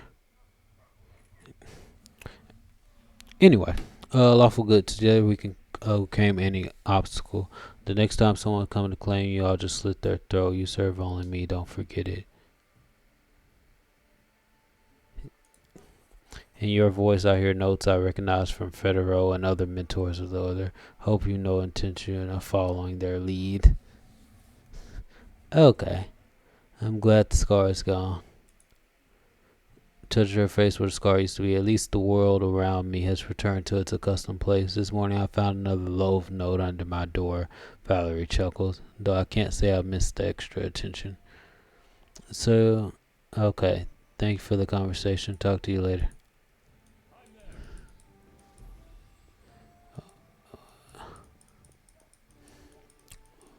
Good. Now I can get to the important stuff, which is trying to get a minister. We finished everything. We got the unicorn stuff, all that stuff is done. So now we can talk to these losers. Lindsay, Vanhi, I've just received word. Did you know that there's trouble brewing in Varnhold? Their militia is at odds with itself. The captain cannot keep her soldiers in line. According to her, they've gotten completely out of hand. It might even come to bloodshed. I think you should pay them a visit personally. Okay, so before we do the time skip, we'll do that. The Varnhold militia. And we'll do that in the next episode. Because I don't know how long that's going to take. And Eureka, we did that.